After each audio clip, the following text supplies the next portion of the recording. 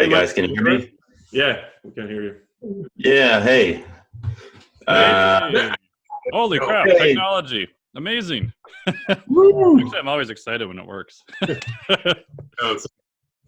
Video. Okay, so Luke, you took Alex killed too, so yeah, it's gonna be written Alex, but I just clicked the link I was given. I don't know, No, that's fine. It's perfect. Doesn't matter. I know people won't confuse the two of you. We should be okay. So yeah, guys. Like today, like I was talking with Alex for a little bit, and all I want to do is that. Well, we'll first introduce. Like I'll let you guys introduce yourself, talk about what you do and your website and all that. But then we'll just start with the general subject, and I'll fill in with questions from the audience. People wanted to. I'm sure with 86 person, we'll have lots of questions to answer today. I'm sure maybe we won't have time to answer everybody's question. Like the goal is just to start with that subject and just expand as much as we can and go as deep as we can into it, right? So like, don't hesitate. Like I'm just there to join your conversation, but you can ask questions to any of you, like if you want. You don't have to wait for me. And only one thing for the people in the audience, if they can hear me right now, is we'll do a little contest for all of you that are in the audience. Everybody that's going to repost them watching this live in their story, we're going to have like a 3-month contest giveaway to one of the person that is going to be reposting. So anybody, just tag Stronger Experts and the 3 other guys just to make sure I see your story, because I won't be searching the whole internet. But just a little contest so that more people can see our roundtable after for the replay. So yeah, so guys, I like to make it super easy. So we'll start from my upper left on my screen. Alex, if you want to introduce yourself and just talk about what you're doing, and we'll go like that. Sure. Yeah. No. First of all, huge thanks for having me on, and you guys, real pleasure finally getting to meet you for the first time and interact as much as we possibly can in this environment. Yeah, my name is Alex Beata. I run a company called Complete Human Performance. My background originally education's in biochemistry. I was in pharma and healthcare consulting for a long time. Been a personal trainer for 16, 17 years now. Founded Complete Human Performance in 2012. The whole idea behind the company was really just concurrent coaching, online concurrent training, and our emphasis has always been kind of very much the topic of this piece we're doing right here, which is really teaching proper conditioning and cardiovascular activity to strength athletes and vice versa. So I've been at that for a while. Wrote a little book on it. Done a couple other things. Mostly do education now, seminars and the like. But that's it. Take the occasional client, and for the most part, just act generally obnoxious on Instagram. So that's my current existence. So, all right, cool, Luke. Yeah, so I'm Luke Lehman. I'm originally a big meathead. So I got started with lifting weights and competition and powerlifting and bodybuilding and strongman back when I was a teenager getting ready for American football. So I've been lifting weights for over 30 years. I've been training people for over about 20.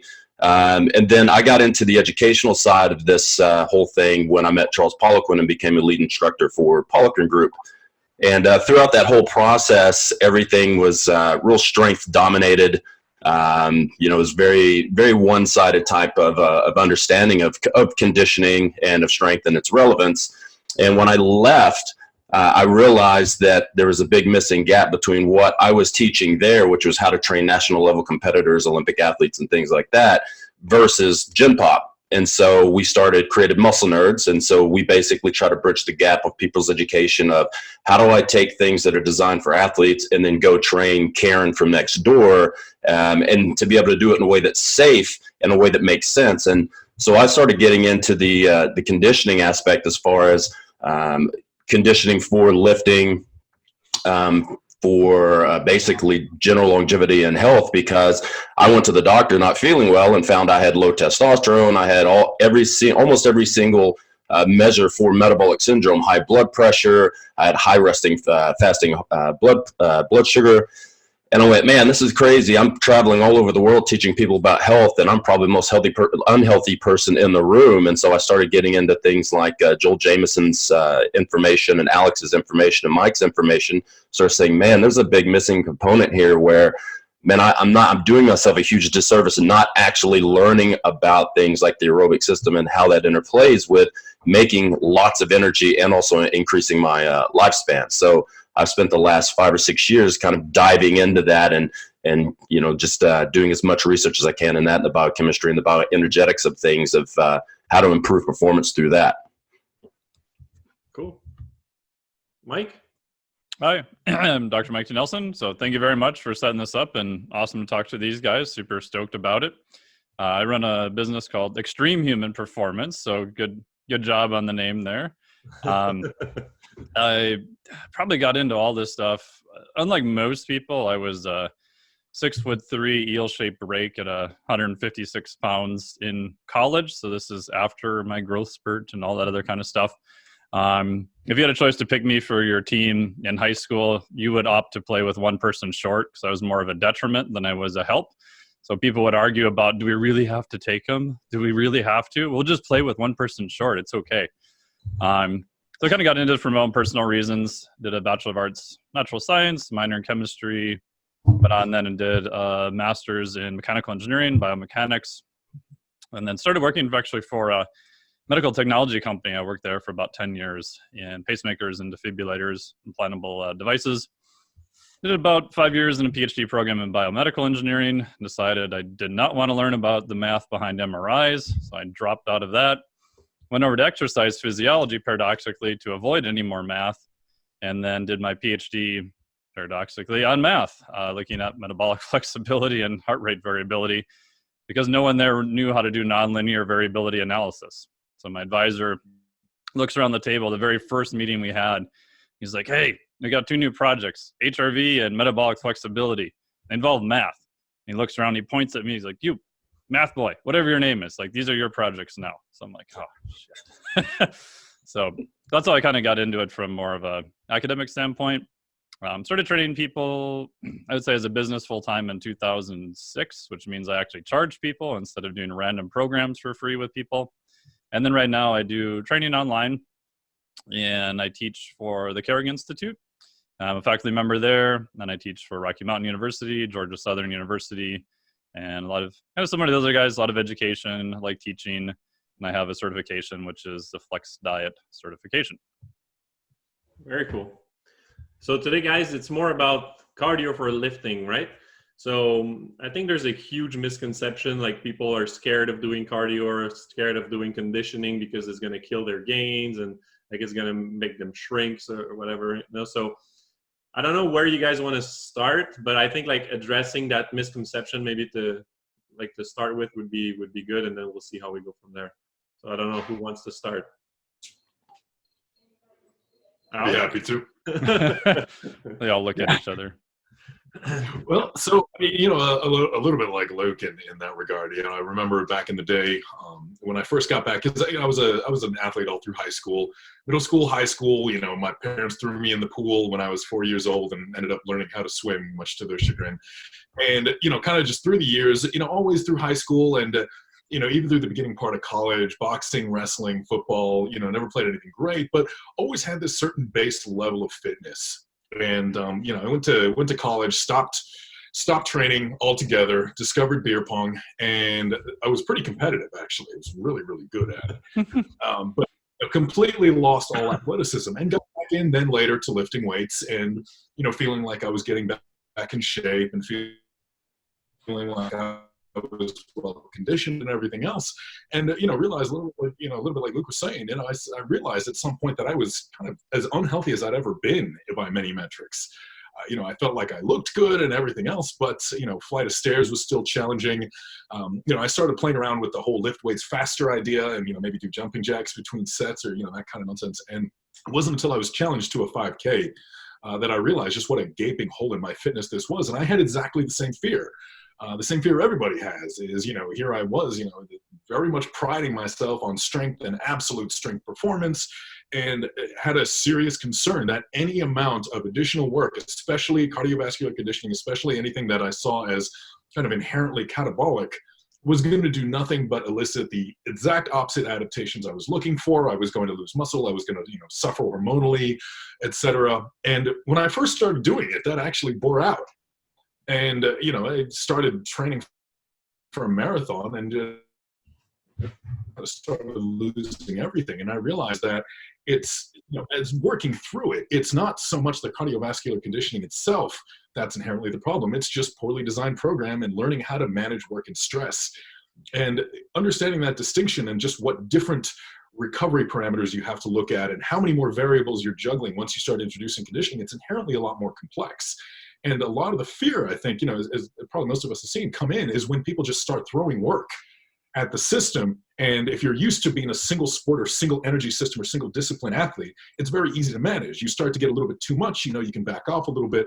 But when you're dealing with different doses of different kinds of intensity, different adaptations, different fatigue profiles, different recovery profiles, etc., it's a lot of variables. And I think that in and of itself becomes the major confounding factor that I think over the years has still sort of kept this old thought that you can't do both, or that any sort of steady state conditioning or even just general aerobic conditioning is deleterious to strength adaptations.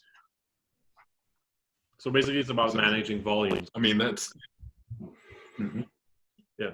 Exactly. I mean, and the thought is it's managing volume, and it's learning a brand new discipline. When you are very much strength biased, a lot of individuals very much throw themselves, even coaches throw themselves very much into areas that they find personally interesting. They start to understand the systems. They see it in their athletes, and, their chosen tool is a hammer and everything is a nail, and they look at everything through that lens. And it's, when you are a strength coach and you start to look at endurance coaching, it is this gaping of mystery, and, and vice versa. And it's learning entirely new things. And I think that process there is what's really, really challenging. I mean, that's why, like I said, Luke, I'm curious, how when you started doing the transition, or when you started learning it, what was your first impression, like, kind of starting to dig into that side of things? Yeah, well, I had the same kind of story. When I was a competitive powerlifter, I was 268 pounds. I had a 733 pound deadlift. I had a 700-pound squat, 475 bench, but I couldn't walk up a flight of stairs without needing a post-workout shake. And I couldn't remember, because back then, I mean, this is 20 something years ago. So it's like, it's West Side till you die. This is before the prowler was invented. We didn't do curls, and we didn't do conditioning. And I remember one day I left my apartment, which was on the 3rd floor of my apartment building, and I got to my Jeep and I realized I'd left my Jeep keys in the house. And I was so out of shape, I had to call my roommate to throw my keys down to me, because I was convinced if I went back upstairs and down, I'd probably have a heart attack. So after I went and got some blood work and some things done when I was working for Pollock & Group, I went, man, something's got to change. I started looking into this, and I said, okay, I'm going to go out for an easy jog. Let's do some cardiac output work. Joel Jamieson says this is what I need to do, build that aerobic base, even though Charles Poliquin always told me that was unnecessary. I went out for a light jog and said, okay, I need to keep my beats per minute to 140, 150. Within 5 seconds, I was at 190 beats per minute. I went, holy shit, something's got to change. So I had to start out with like 15-second intervals with 5 to 8 minute rest, and I had to build that up over time. And I said, okay, well, you start diving deeper in that. How do I maximize this more? Well, I need to get my maximal heart rate really high, and I need to get my resting heart rate really low. So I started doing couch to 10K. That was my start. I just got the app and started it. I did the first run with a maximal heart rate of about 187, 188. And by the end of it, I had a maximal heart rate of 203. When I started it, I had a resting heart rate of somewhere around 75. And by the end, I had a resting heart rate of 53. And I went, man, shit, I feel fantastic. And I was leaner, and I was eating a lot more and getting leaner. And I also started getting stronger, and I started growing muscle. And I went, this doesn't make any sense. I'm doing cardio, but I'm actually building muscle much faster than I used to, and I'm already a pretty well-seasoned athlete and a pretty well seasoned lifter. So to be able to do that kind of blew my mind. And I started thinking, man, how many years have I shortchanged myself because I believed in one narrative that wasn't actually true, and I didn't keep things in context, and I didn't seek out further information. You know, people need to realize that there's a saying in strength, and we all know it, like strength is the mother of all qualities. And that statement gets thrown out of context a lot. Like, strength is the mother of all qualities when you're looking at speed and power development, of course.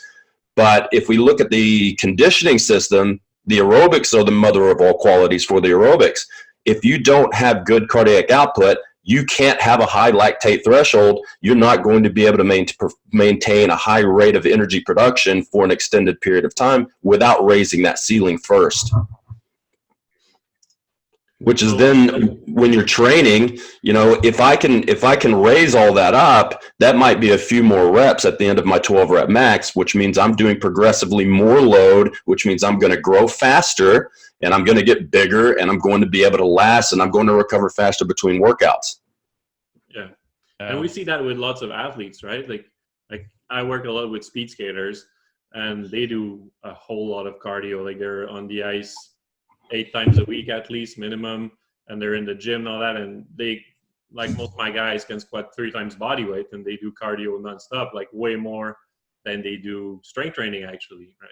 So what would you think, like, what created that fear and why people are wrong thinking that, Mike? I think a lot of it, who knows where it actually started, to be honest. I mean, I kind of went through a similar thing where I kind of had done some cardio, was somewhat in shape, and then was just working on lifting. And then I got to the point where I don't know if I was reading too many bro science articles or whatever. And I like to try crazy experiments. And I'm like, if I'm trying to get really strong or stronger than where I was at, maybe this cardio is bad, right? Maybe I'm just going to stop doing all of it, right? And I'm just going to eat everything in sight. Did a novice strongman, got up to 245. And the whole time I'm watching my weight go up. And one day I remember going in when I was working at the med tech company, going up 2 flights of stairs with just a cooler and a backpack going, man, I think I want to die. This is horrible. Like, what did I do to myself? And I'm like, am I really strong? I'm like, no. Am I really that much stronger from 235 to 245? No, I just got fatter. I feel like trash. That was like the kind of the epiphany where I'm like, okay, I'm never going to get that deconditioned again, because it was pretty bad. And then you go through phases, you know, finish your PhD and your whole system's destroyed. And then you recover, you think you're doing pretty good. And I did a course with Dr. Kenneth J. last year where he put us on a rower and had us do literally 8 different tests over 3 days, you know, 2K, 500 meter, lactate stuff, wind gates, everything. And I'm like, oh, maybe I'm not as aerobically developed as I thought. And then I started even going deeper and looking around at like, well, how are other athletes able to have a super high aerobic base and still be pretty damn strong?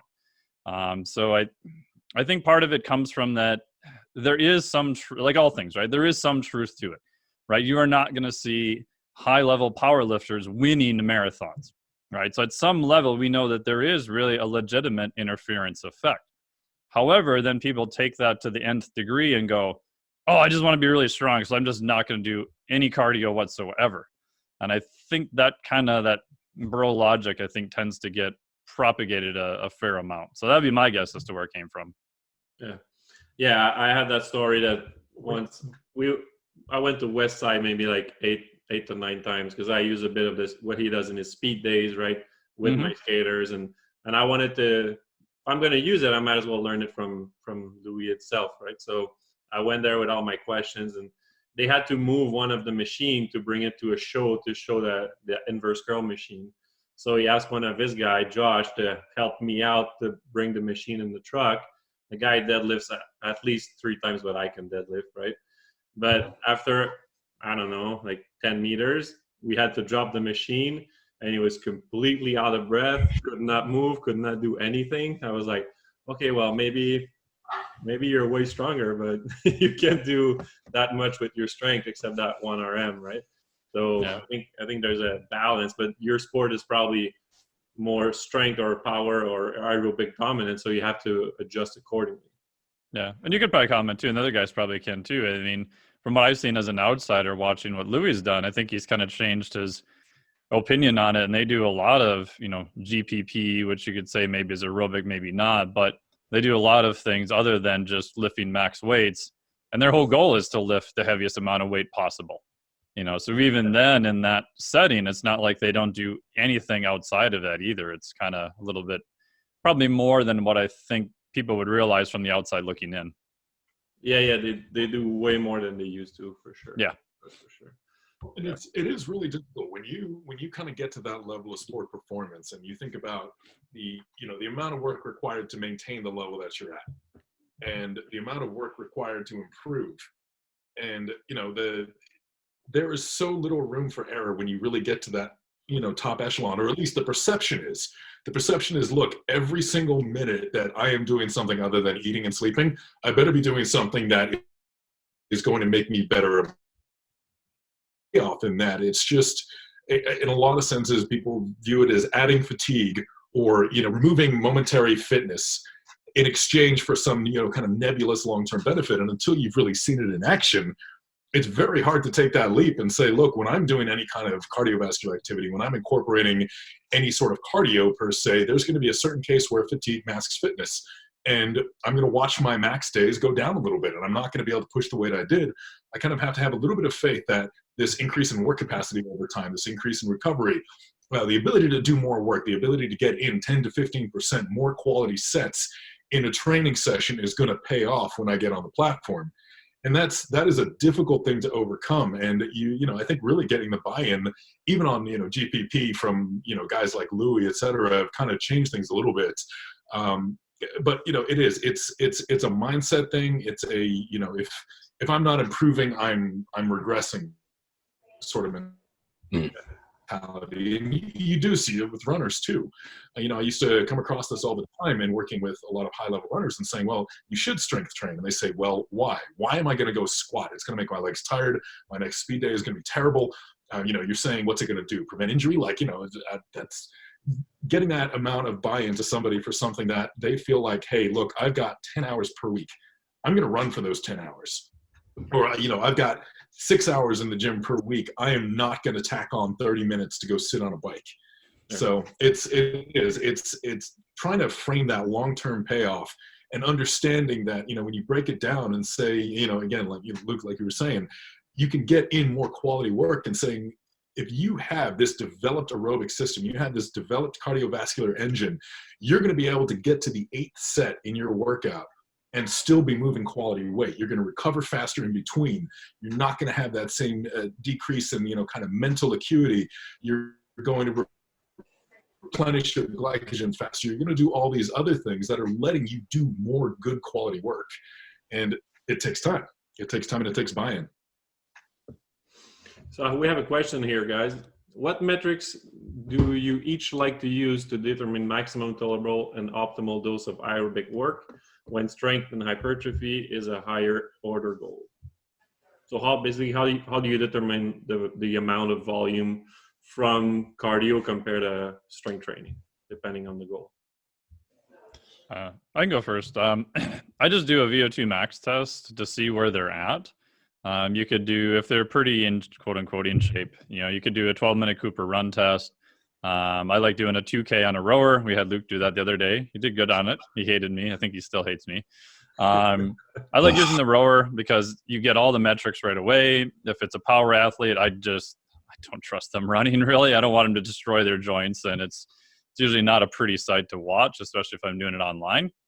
And then I'll look at like the Concept 2 has got some pretty good metrics on that. And all I'm really doing is, if they've never rowed before, I get it that we're not going to make them an elite rower, but there's not impact. It's relatively easy to learn. And I'm looking to see where are they at. I had one person do it the other day. They were in like the 15th percentile, right? So they're way down at the bottom. I had someone else who was a new client, the lifter. They were at like the 65th percentile, and they didn't really do a lot of aerobic training, So some people just are pretty good already. So that person, if their goal is strength and hypertrophy, I'm probably gonna have them do some, but not that much. If you're down 20th, 15th percentile, I'm probably gonna have to do a lot more volume And then back to the buy-in, that also really helps get buy-in. So I don't really like arguing with clients per se. I'll just have them do something that sucks really bad and have them come back and be like, oh, dude, that was horrible. Oh, you mean I'm at like the 15th percentile? That's really bad. I didn't know I sucked that bad, right? Because I want them to kind of realize where they're at. And then the next question they ask is, well, what do I do to improve it? I'm like, oh, I'm so happy you actually asked that. So depending on where they're at from there, then we'll kind of program that stuff. That's what I do as a first step, just to see where they're at. Luke? Yeah, so the way we tend to do things is we put health over performance. So the healthier you are, the better you're going to perform later. So if we look at traditional athletic programming, you're coming off of a season, you're going to do a GPP phase where you're ironing out some wrinkles, you've got some structural imbalance issues, and you've gotten weaker over the season. So if I think about even like, because I'm going to assume the majority of the people that are watching this are probably just regular bros and bras that are training in the gym and want to learn how to get bigger and stronger faster and that type of thing. So what we'll typically do is we'll run a Cooper's test, and we'll usually do it on the Aerodyne just because it sucks, because it's hard to cheat. We'll look for maximal heart rate, we'll look for their average heart rate, and then we'll take a resting heart rate, and from those we can calculate a real rough estimate, kind of where you at on the VO2 max spectrum, and then we can also then calculate the ratio of how anaerobic to aerobic are you going. And if you're producing too much energy anaerobically, what I'm probably going to do is try to raise that percentage up a little bit at first, until we get to a point where you look like you're getting some pretty good results. And it usually takes us a good 5 or 6 weeks, maybe even up to 8 weeks of hammering it. The more they do it, the more they stick to the program and get the work done, we can get them there very quickly. So we will tend to do, even before hypertrophy phase, is get them really cardiovascularly fit first. Then we throw them into a hypertrophy block because they're able to handle more volume over time and recover more. We can give them more frequency of exposure to exercises, and then they grow faster. Plus, they're oxidizing nutrients much better, so we can feed them a lot more without fear of them getting fat, and they're making enough energy to train really, really hard.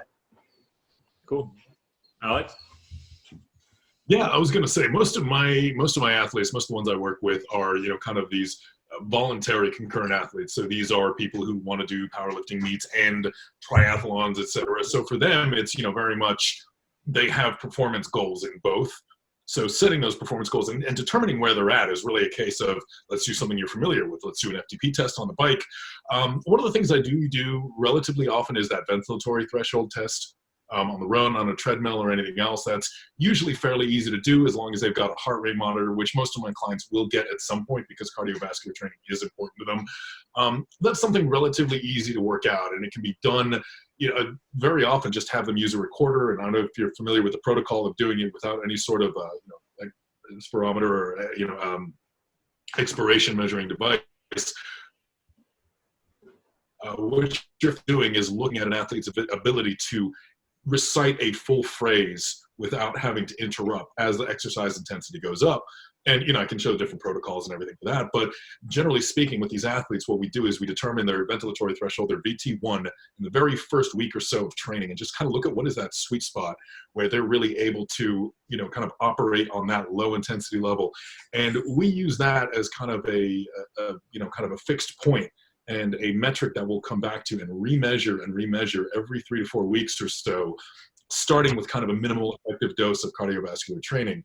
And our goal, of course, is to see that at that VT1, does that VT1 change? Does the level of intensity required to attain that go up? Does it go down?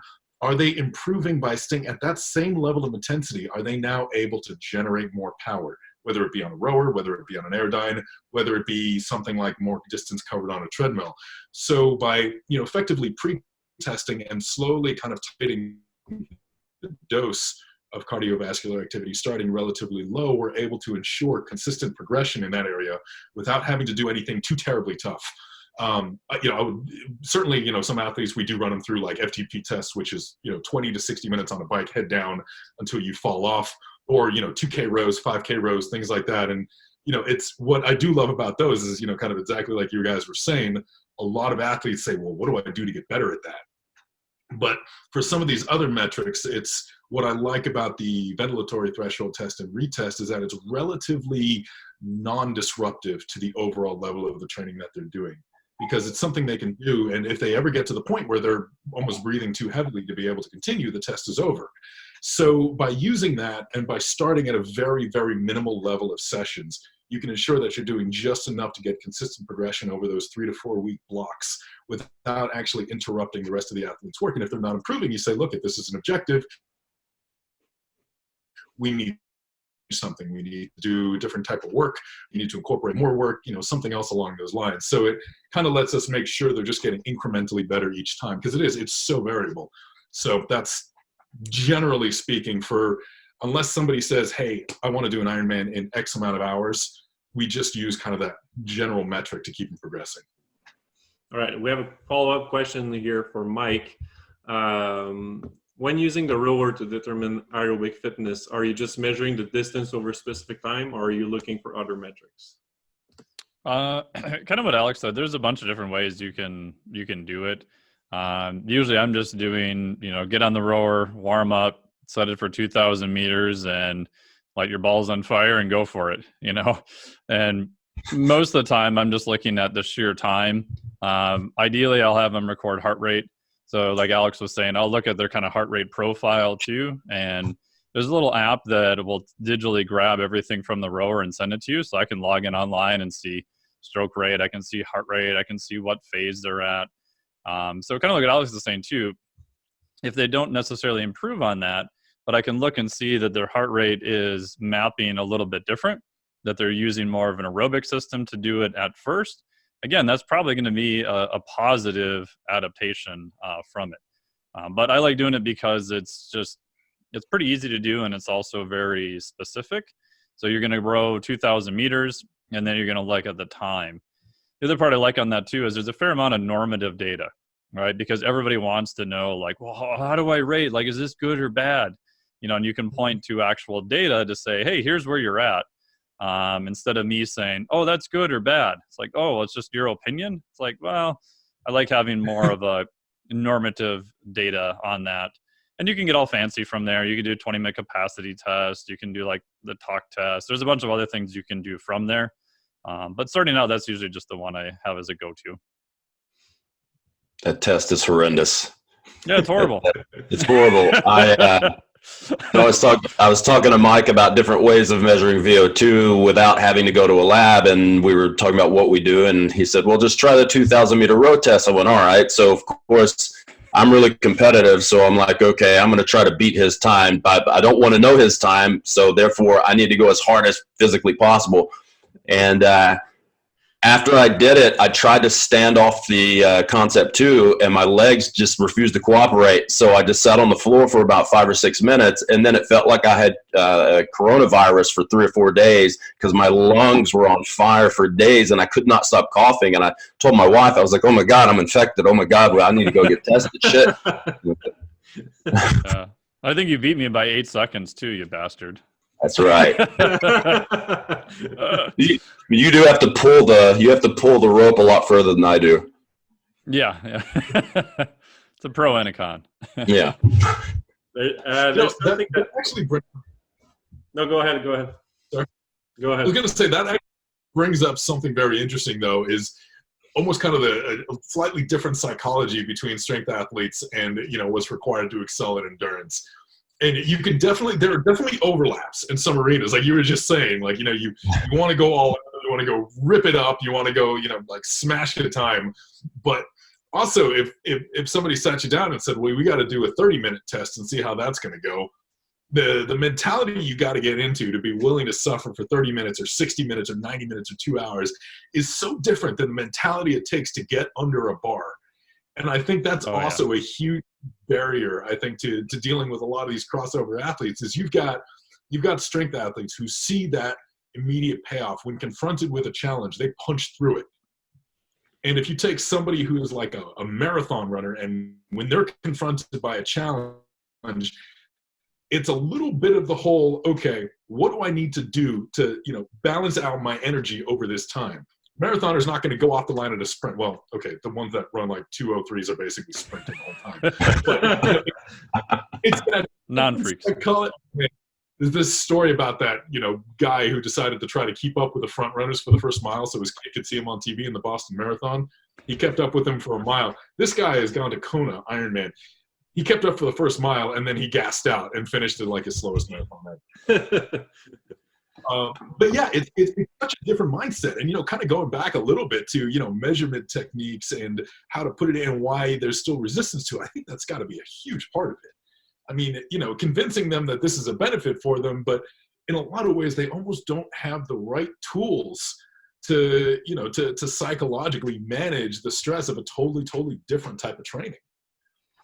I don't know. I mean, I'm curious with you guys, because I think we actually had a question from somebody. How do you get across the benefit of doing cardio with your athletes?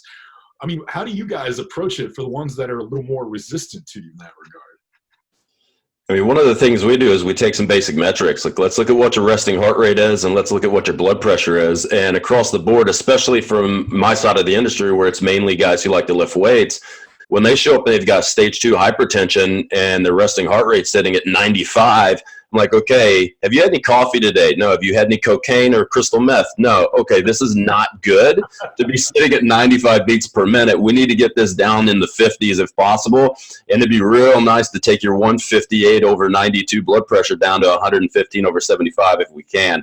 When we start telling them, like, this is cool, you'll be able to go on for a while, but you're probably going to, you'll end up with a really good squat and deadlift, but you're probably going to have a heart attack or a stroke. So you need to pick which one you want more. So if you want to be able to do this, we need to do this conditioning to get these metrics down to a point that's healthy, and then keep you healthy until it's time to get unhealthy. So let's keep you as healthy as possible through the off season. And then when it's time to do a powerlifting meet or something where we really need to make you very sympathetic and maybe make these markers not look good, we can overreach and we can push you to that point. But the longer we can keep you healthy, the longer we can keep you injury free. And especially when you're talking to strength athletes, that's their one thing, is they don't want to get injured. And if you look at like guys from West Side, or you look at some of the elite level powerlifters, how many of them had hip replacements, knee replacements, torn their pecs 3 or 4 times, torn their quads? Why is this happening? Well, they're not taking the recovery aspect as seriously as they should, and they're not keeping their body as pliable as they should. We should be able to move and be pain-free, and then get into the pain zone when it's time to get in the pain zone. And something that Mike actually said when I attended Reflex's Performance Reset is learning how to go, like the best athletes know how to go from a completely parasympathetic state to a sympathetic state in just a snap of a finger. And that's kind of what you have to learn how to do. But now we're talking over a longer term. I need to be in a parasympathetic state, being sympathetic while I train, go back to parasympathetic, and then when I get ready to compete, turn that back on. If their health markers aren't looking good, then they're constantly living in that sympathetic state. What are you going to do when it's time to compete? You've pretty much hit that threshold where you can't really get like higher than that, so you're actually not going to compete as well as you should be able to. Yeah, I agree with Luke. I mean, I just do more metrics until they finally agree with me, right? So I'll do like an AM blood glucose. Oh, it's 115. Oh, do you want to be a diabetic? Oh, I'm what? And like I got from Luke also, resting blood pressure, right? Most of them don't do that. I do a lot of heart rate variability, resting heart rate. But I like monitoring those things because they're relatively easy to do. And, most of the athletes are pretty motivated. So they want to see the numbers change, right? They want to see the numbers in the bar go up. So I'm kind of using numbers as the little thing I'm dangling out in front of them. But we're doing it more for a health thing. And it's amazing. Like for a lot of them, it's like the first time they've ever looked at that. It's like, oh yeah, your squat and deadlift are pretty good. But like Luke said, one guy had his resting heart rate was 72. He's like, oh, my doc said that's fine. I'm like, well, yeah, maybe for general population, we can argue yay or nay. But most of the people I work with, it's in the 50s, sometimes 40s. And, they can still move a lot of load and they can do it a lot more frequently at a lower cost too. I think the cost part is what people forget, that when you're lifting, right, very, very anaerobic, but your rest periods are primarily aerobic. So if you need 7 minutes before you do your next attempt, it's like, how much work do you really think you're going to be able to get in over the course of a session, right? So if it's a power lifter, one of the questions I asked him is, how do you feel when it's time to deadlift? And they're like, oh, I hate deadlifts. It's horrible. It's like, well, why do you hate deadlifts? Dude, because I'm so tired. It's like, I get it. You did 6, circa max attempts, but in the grand scheme of things, this isn't really that hard. Yes, it's hard, but you should still feel like you can go pretty hard at that point at the end. And pretty much without fail, like once their aerobic system, their health is better, by the time they get to deadlifts, they're like, oh, wow, I actually feel pretty good. And, most of the time their lifts are better than too. Yeah, I used to think that powerlifters hated reps over 5 just because they couldn't count over 5. And then I realized they're not conditioned enough to go over 5. Yeah.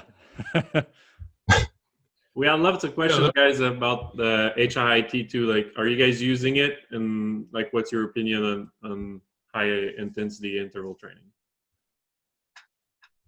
Start on that. Yeah, go. Cool. Yeah, I generally don't use it a lot. It's situationally can be very useful. It leverages something that strength athletes are typically good at, which is very short-term power output. And incorporating that with solid times. A lot of times you can get very, very quick progress, even in certain cardiovascular markers and certain markers of kind of a cardiovascular fitness. But the way I look at it is a little bit like the VO2 max, the high intensity interval training. That high threshold, high intensity work is kind of, I look at that as kind of whittling away a block of wood, or kind of shaping the clay, whereas the aerobic base work is putting more clay down. So what I tell people is, if you're looking to build an aerobic base, you really, high intensity interval training, especially in like GPP phases and all that, has a lot of quality to it, and it can certainly start to bridge that gap between base aerobic fitness and specific physical fitness and sport specific fitness in a lot of ways. But they really do need to develop an aerobic base that is ideally as generalized as possible, using some modality that allows them to incorporate a great deal of base work at low intensity work that doesn't compromise the quality of their lifting, that doesn't tax the same muscles too severely or anything else. My issue with high intensity interval training is, by definition, it's very difficult to incorporate enough of it to really maximize those aerobic benefits without causing severe fatigue of those very same muscles and energy pathways and even neurological and psychological systems that you're going to need for the lifting and for the training. So I'll tell people when they're first starting out, avoid it as much as possible. Not that it's bad, but there's going to be a time for it in the future, and you're going to get the most bang for your buck by doing this extremely low intensity work that's utilizing as many different muscle groups as possible to raise the heart rate. You're distributing the fatigue.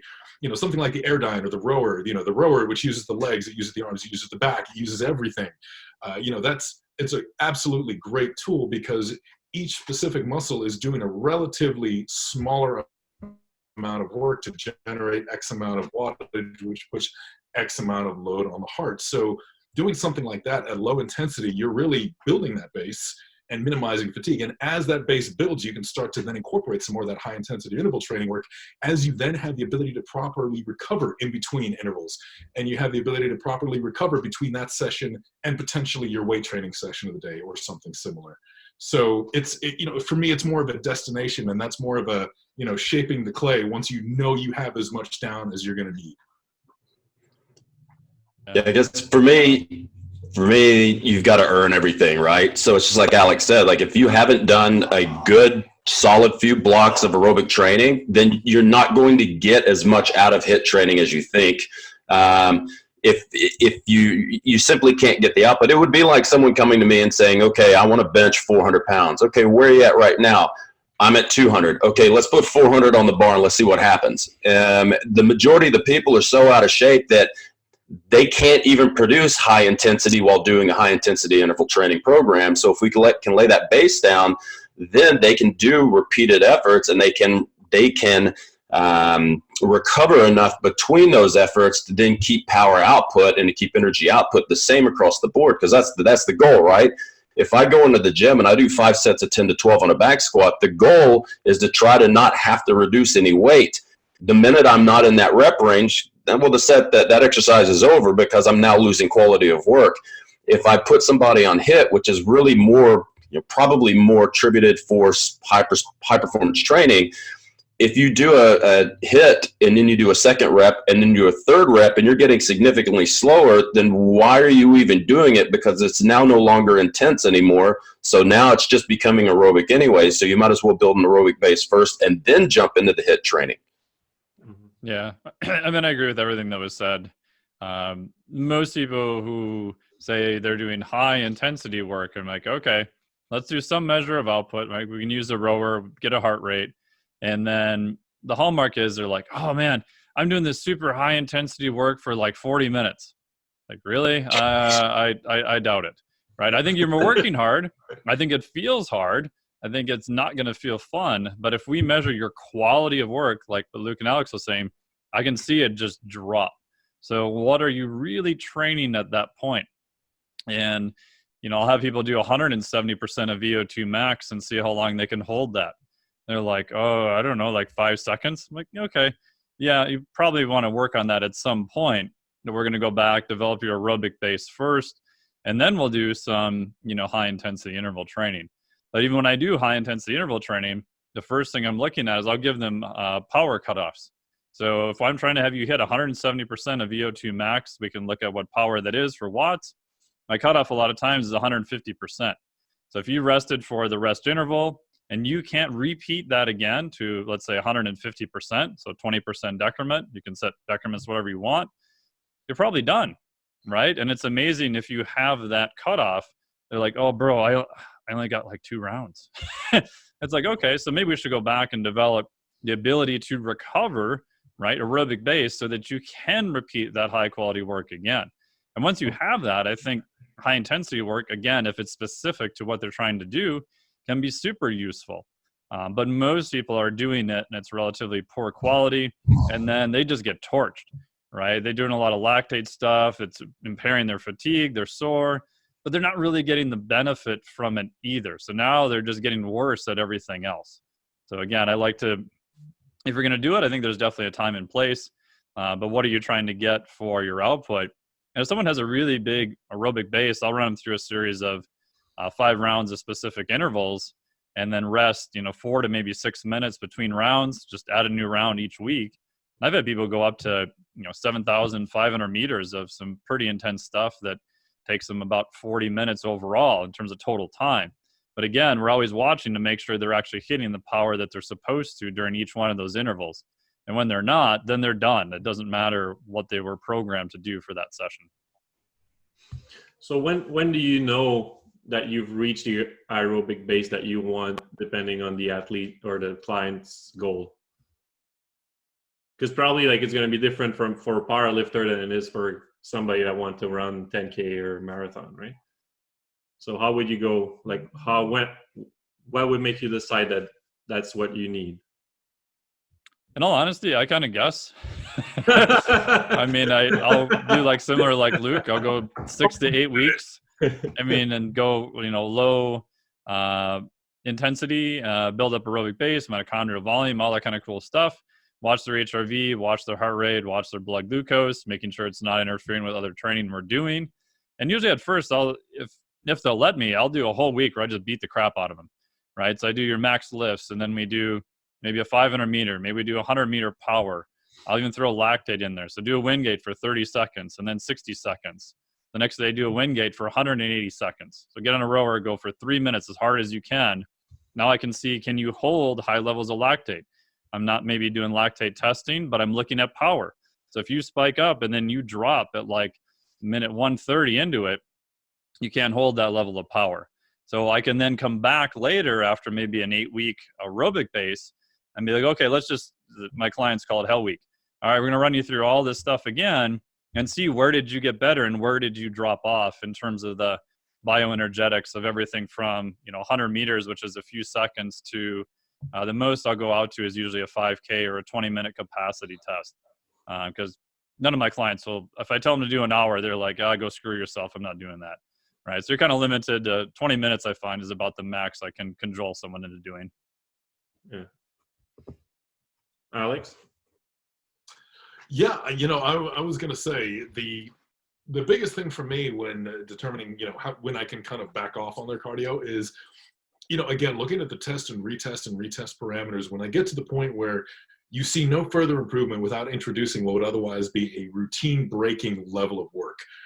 In other words, if this individual, based on their goals, is progressing towards their primary goal at a good rate, and they've been progressing, via these cardiovascular markers, these aerobic markers for 3-week periods, for the last 6 or 7 3-week periods, and suddenly they hit a wall, and no change, no permutations, no change in modality, no change in intensity, frequency, volume that still fits within their recovery parameters are allowing them to progress, then I'll effectively say at this point, we have effectively maxed out what the athlete's ability to progress in the aerobic area is going to be without disrupting the primary training goal.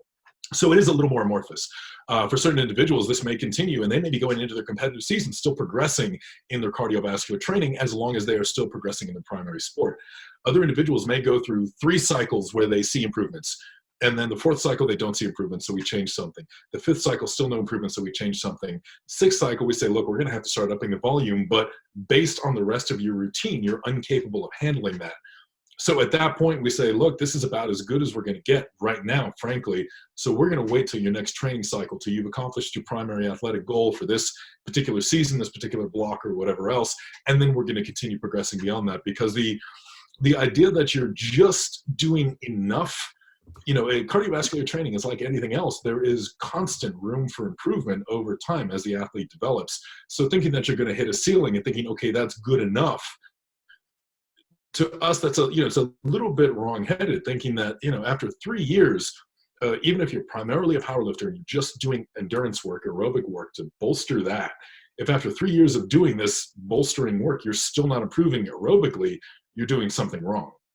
So our goal is never to do just enough, it's to do continued improvement, with the caveat that that is as long as it does not interfere with primary sport training or primary sport goals. Cool. Luke, you want to add, or? Yeah, I guess, everybody's covered it pretty well.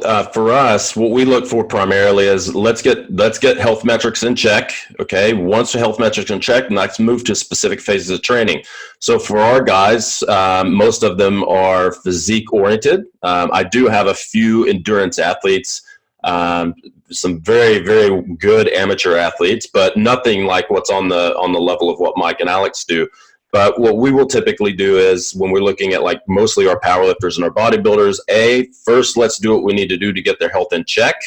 Then most of the conditioning will come out. We'll leave in just minimal effective dose conditioning, and then we hammer the weights. And then we hammer the weights and we hammer the weights until we see the metrics start to trend in the wrong direction, and we allow their body to tell us when it's time to switch back into doing a little more conditioning.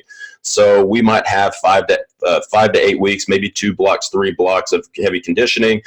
We find that if they really take it seriously, the adaptations come really quickly, and then we'll throw them into a block of, if it's a powerlifter, a lot of maximal strength work. If it's a bodybuilder, a lot of hypertrophy work, and we just keep throwing more and more at them until they start to break. And my goal is I want to get you to the point where you're about to break, but then we stop before you break. And then we might throw in what we call least mode week or least mode block, where, okay, let's take all the lifting stuff back down to the minimal effective volume. What do you need to maintain or to keep improving a little bit? Let's hammer the conditioning again. Once we see the metrics trend back up where they need to be, okay, now it's time to start the next block of really hard, intense training. And that's kind of how we wave up and down between beast mode versus least mode. And how would 1 week, oh, sorry, Alex, go. I was actually going to ask a question that was kind of tagging on to one of the audience questions on this, because I'm curious what your guys' approach is. Because the question was on high intensity interval training and all that, and then how do you choose what modality? Do you have them running? Do you have them doing different things and everything else? How do you pick what they do? And my thought on that one was you pick 1 or 2, as basically that they can develop proficiency in, because obviously developing proficiency in a movement is integral to actually reaping the benefits of it. You throw somebody on a rower the first time, you say they don't know what they're doing, they're going to see improvements just by improving form and everything else. So how do you guys pick which modality for conditioning you have your people do? The first thing I do is ask what they like to do, which with conditioning is most everybody goes nothing. And, okay, well, let's find something you will do, because if I tell you to row and you hate to row, like I hate rowing, Mike loves to row. I will row because I hate it, because I've kind of got the David Goggins thing of do something you absolutely freaking hate. So I will suffer through it. I hate the spin bike. I have a spin bike in my home garage because I hate it. So I figure if I just do that, get better at that, that's going to make me better other places. But then we look at things like if I'm dealing with a client who doesn't have that athlete mindset where they'll just get it done, I have to find out what they can do. What are they orthopedically cleared to do? If I'm dealing with a 124 kilo bodybuilder, I'm obviously not going to have him go pound the pavement. So for him, he might be on an elliptical. Even though I hate ellipticals, he might actually try some rowing. He might get on the Aerodyne because that's easy and it doesn't bust up their joints. So we'll find modalities that they can do and maintain without causing any type of issues like joint issues or overuse injuries. Yeah, I do the same, right? I mean, one of it is, what do you have access to? Right? As much as I love and hate rowing, I don't actually really like rowing. I just like the effects from it. I don't know if anyone really likes rowing per se. But if it's a CrossFit athlete, right, then they're probably gonna have to do some Metcons, right? That's gonna be part of what they're doing. Rowing is specific to CrossFit, assault bike, stuff like that. So first thing is, what are their goals? If their goals doesn't involve any of that, say powerlifting, then kind of what Luke said is, what do they like? What are they gonna do? Like I said, I generally don't trust anyone without a running background to even run. Hell, the people I have run, I don't trust them to run most of the time either. So something that's going to be lower impact, assault bike, rower, things of that nature. I am partial to things I can get metrics off of pretty easily because I want to kind of monitor where it's at. And I'm not a big fan of treadmill, although I do have some clients use them as a absolute last resort. I think it screws with your gait pattern, and there's something weird about all your joints telling you, hey, we should be somewhere else. And your eyes are like, no, dumbass, you're in the same spot. Right? I think it's a little too similar to gait. I don't think biking and rowing are kind of different modalities. I don't see that kind of weird issue, whatever that is there. But again, a lot of it is you have your ideal, what you want them to do, and then you've got in practice, what are they willing to do? And even now, like a screening question I'll ask them is like, oh, have you ever used a rower? They're like, no. I'm like, do you have access to one? They're like, yeah. I'm like, okay. That's all I ask. So I just program it in. And then usually they hate me. And then I explain to them why they suck at this and they need to do better. And yeah, usually that's enough to kind of sell them and charge them a lot of money. One of the things that I like to do, especially because it doesn't require any equipment and it puts people in positions they're not used to doing, is things like animal flow and zoo type stuff that's ground-based movement. So we'll put a heart rate strap on and we'll make them do various animal flow movements until they hit the top of the range that we want them to, and then they rest until they get to the bottom so that we can start doing more aerobically orientated types of interval training, so they still get the aerobic benefits, but they also get the movements of spatial awareness, and also getting more limber in different positions, of positions they wouldn't normally put themselves in.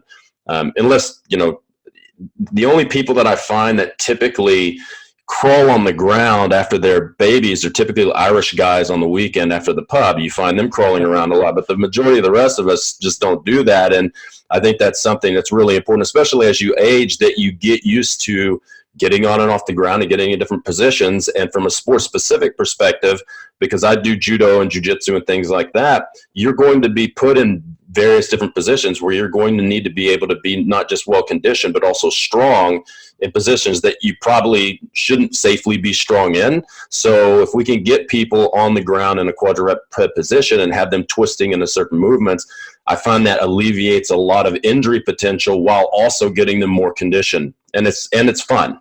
People find it to be really fun. Alex, you started a question, but do you have an answer for it? I thought it was without that one. Yeah, I mean, for me, obviously, like you said, what you have access to and everything else. I'm always a big fan of movements that use more muscles rather than fewer. I'm a big fan of rucking. I'm a big fan of walking. I'm a big fan. I do like the elliptical in some ways. Obviously, for sport-specific purposes, less so. But anything like the elliptical or Aerodyne that has very clear power readouts, that really lets people see kind of concrete metrics and things like that. Things that have a relatively low learning curve, because even running, the improvements in gait and efficiency and everything else can come for years and years and years. And of course, as you develop proficiency in a new sport, you're developing new disciplines, and you're developing new movement patterns and everything else. It can be a distraction in some cases. People may just not like the learning curve that goes with running. So I will very often have people use air bikes, air dynes, things like that. And I typically restrict it to 1 or 2 different modalities. Because these are things that they can improve it, and they can just keep coming back to, and they can see concrete improvements. I mean, because even myself, I run and I bike. If I don't run for a week or 2, for orthopedic issues or whatever else, or if I don't bike for a while because it's rainy and I hate sitting on the trainer, I'm going to see a decrease in performance just by virtue of the fact that I'm losing specific exercise fitness. So by narrowing out those modalities and not saying, for these cardiovascular building phases, I'll say we're just going to use this and this. We're not going to do too many circuits. We're not going to do too many things like that, because there's this learned movement proficiency that's detracting from the specific objective of incorporating those movements. Yeah, and I would add too that with that you have to do something that moves enough muscle mass to actually elicit a VO2 max, right? You're not going to do like Tabata preacher curls and expect to get to a VO2 max, right? But if you're doing a row, you're doing a bike, you're running, those things, you're moving a lot of muscle mass. And because of that, you can actually elicit a VO2 max. So I think people sometimes forget that part too, and think that anything I do is going to be, highly aerobic, and not necessarily. It could be beneficial, but if you're really trying to hit a high level of aerobics, you're kind of limited in what you can pick from. We have a good question here, guys, because it's really applicable. As a PT, which probably lots of people watching this are, like, how would you program your conditioning with them in your session, considering you only have 45 to 60 minutes with your client? So would you weight train? Because you don't want to sit with them doing 20 minutes of low intensity cardio either. So how would you manage that? Oh, you mean it's not appropriate just to stand there and watch them walk on a treadmill while you're on Tinder? That's bad. Yeah. Oh, you check your phone. Yeah. I mean, so what we'll typically do is we'll do some type of concurrent training where it's a model I picked up from a CrossFit box once, where we might section the workout into either 2 to 3 sections. So it might be, if conditioning is the main outcome, cool. Spend the first 20 minutes working up to a rep max on something, and then spend the other 40 minutes doing some type of conditioning. If you need more anaerobic conditioning, then you could do 15 minutes of Metcons and then finish the workout with 30 minutes of aerobic training. If you don't need that anaerobic side of it, and you just need to hammer the aerobic, then there's no reason why you shouldn't just work up to a rep max on a couple of things for 20 minutes and then do 40 or 50 minutes of aerobic training. And with the aerobic training, you don't always have to just use the bike and the running and the swimming and things like that. You can use complexes and things like that, but you have to keep the load on the bar significantly low. Part of the thing is that, especially from my point of view, where I'm trying to get a lot of people to get their blood pressure to lower, we're going to want to do a lot of complexes with very, very submaximal weight, and I don't want to say like body pump type stuff. Like, you get the women in doing the body pump. Well, you can do something that's a bit more manly than that, and run complexes and like strong. I guess you can't say manly stuff anymore. It's got to be like strong person work and things like that. But there's a lot of stuff you can do in the gym that's still coachable if you've got a prowler and a sled and the battle ropes, and then if you got slam balls. Like, there's a lot of stuff you can do with that, and and then dictating what type of conditioning you're looking for. Are we looking for global conditioning, or are we looking at cardiovasculatory respiratory training, or are we looking at localized conditioning? Because those are 2 different things. So if it's something like global conditioning, then we could do a complex and use something like peripheral heart activation by just doing basic air squats, push-ups, kipping, pull-ups, if that's your thing, like things that are going to be fast and not need a lot of load, and just keep complexing those over the course of, say, 15, 20 minutes. And that's going to elicit an aerobic adaptation. Yeah, for me, it just depends on what we're doing. Like similar to Luke, if it's some more Metcon-y type, finish or whatever word you want to throw around with that, where they're using some form of weights, then you can just section that towards the end of the session. I think that's fine. I mean, that adaptation-wise, it's going to be similar to weight training. If I have someone building an aerobic base, I'm going to have them ideally do that in the morning, ideally do it fasted. Usually goes back to the question of what equipment do you have access to. No one really wants to pay to have someone watch them for 30 minutes, do a row or something like that. At the end, we may do some technique work, right? So you may come in as part of your warm-up. I'm going to watch you actually row and see what it looks like and make sure you're not, having a seizure on the thing or whatever's going on with that. And then I'm just going to watch your metrics over time. So most people, if it's aerobic base, they'll probably do that. Ideally, I would have them do it fasted first thing in the morning. And then when they come in to train, it would be more of the technical type stuff.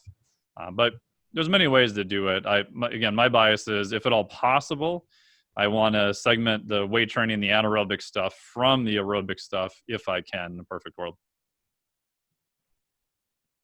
Yeah, and I mean, just to build on what these guys said, because all exactly right. I give homework as well. It's just in the day and age of activity trackers and Apple Watches and Fitbits and everything else, it's relatively easy to say, look, your homework this week is 90 minutes. Anytime you want of relatively low intensity work. You can be walking the dog, you can be doing this, you can be doing that.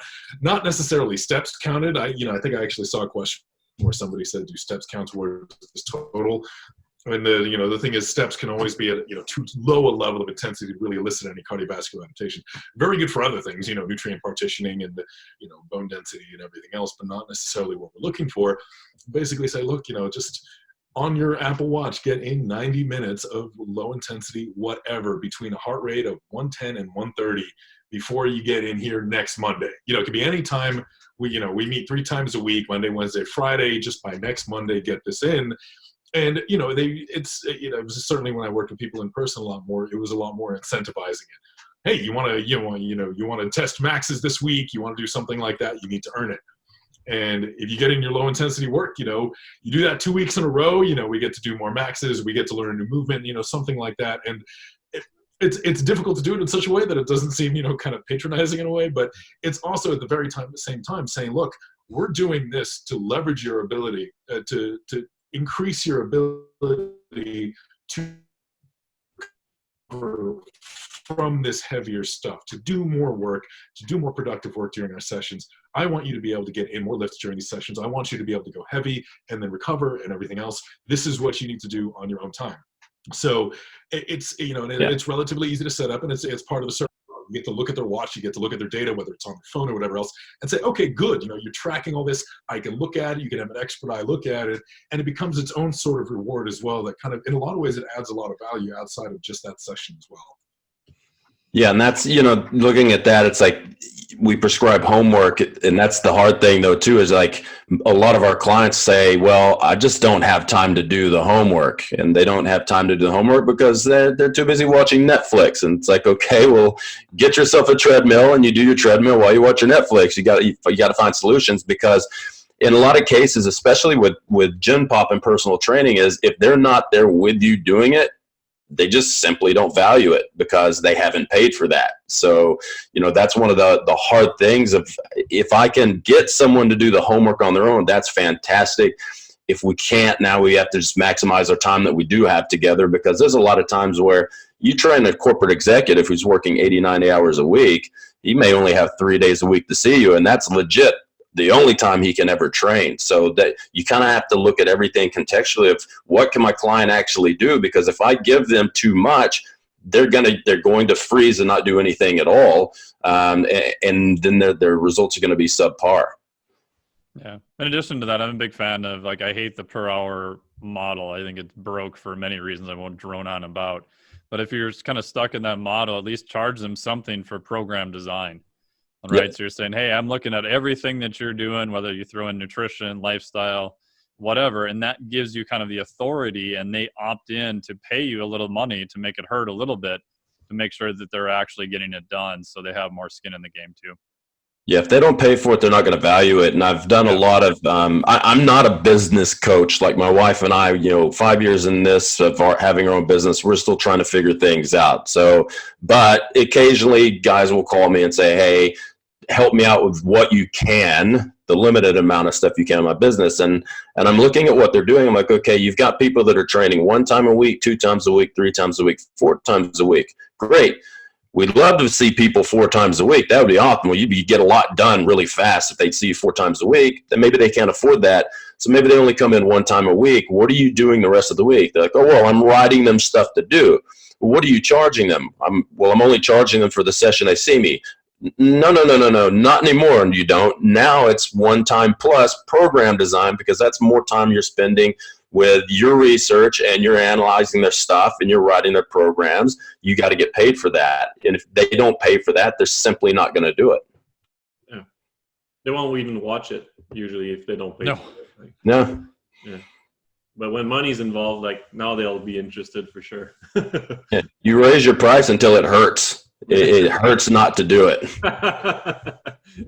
I had this realization years ago, decades ago. I had a guy he was a tax attorney, and he was a tax attorney in Dallas for all these celebrities in LA and all these Wall Street guys in New York. And he bought a private plane, and every morning he would fly to the West Coast or East Coast, and he'd work all night. I'd show up at his house, and he'd open the door in his underwear, and he'd go, "Oh, I haven't slept all night. I've been working." He'd hand me $100 bill, and I'd go home and go back to bed. And then I quickly realized I should have charged him $500 an hour, because then he would have he might have trained in his underwear, that's fine. I'm okay with that, but at least he would have gotten the stuff done. Yeah, of course. Like people value it once they pay what they consider to be a good price. If you could, would you separate both training? The cardio and the weight training in an ideal world? We had a couple questions about it. Ideal and optimal, yeah, absolutely. But you've got optimal versus practical. You're going to get the best results by writing the optimal plan if the optimal plan is actually executed optimally. If it can't be executed optimally, then we have to find the next practical solution that they can actually handle. Yeah. Everybody's okay. And we had lots of questions about like how would you plan a week? Like how would your week look like with a new client? Like would you do 2 or 3 times a week, like 2-3 sessions of cardio compared to weights? How would you manage that, like according to their goals? I mean, I usually use like my standard-ish template, and again, it'll vary widely depend on the athlete and time and everything else. But for most people, the first question I'm going to ask them when I'm doing a screening call is, how much time do you have to dedicate to doing exercise? And that includes getting to the gym and changing and all that kind of stuff. And that'll dictate kind of where I'm at. And now, ideally, I tell people it's like I need about an hour per day, right? That could be get up in the morning, do some stuff at home. Doesn't mean you have to go to the gym every day. So in general, Monday, Wednesday, Friday, maybe Saturday, some type of weight training, maybe a little bit of, Metcons, that type of thing. Tuesday, Thursday, again, Saturday can go either way, or Sunday, some type of, moderate to lower intensity cardio.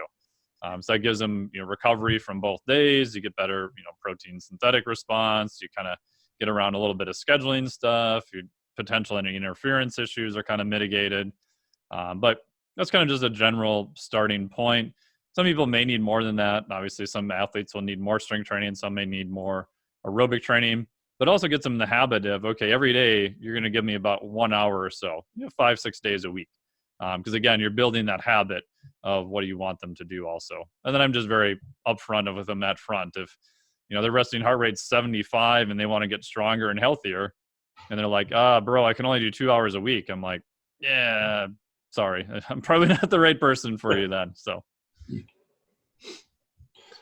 Yeah, typically if I get people like that where they're saying I've only got 2 or 3 hours, so what that tells me in a lot of cases, they're just not prioritizing it. So I'll say, okay, what's your morning routine? What do? You get up, you brush your teeth, you take a poo or whatever. So I want you to get up, I want you to take a poo, have a coffee, brush your teeth, and then I want you to do like 5 minutes of sun salutation. And I get them doing that, and then they get used to doing that, and then they start feeling better. And then the next thing I know, they instinctively move to 10 minutes. And then so then I start giving them other stuff to do. Let's add some push-ups in the morning. Let's add some sprints in your backyard. And you just slowly, it's almost like it's the old the story about how do you cook a frog. You put him in a pot of water, and you keep turning the heat up until he's cooked before he realizes he's cooked. People will find time eventually if they're seeing progress. And sometimes you have to take that at a very low, even 5 minutes. 5 minutes in the morning is better than nothing, right? Same thing with things like sleep. No one wants to sleep. They're like, I can only sleep 6 hours a night. Okay, this week, can you go to bed 5 minutes earlier?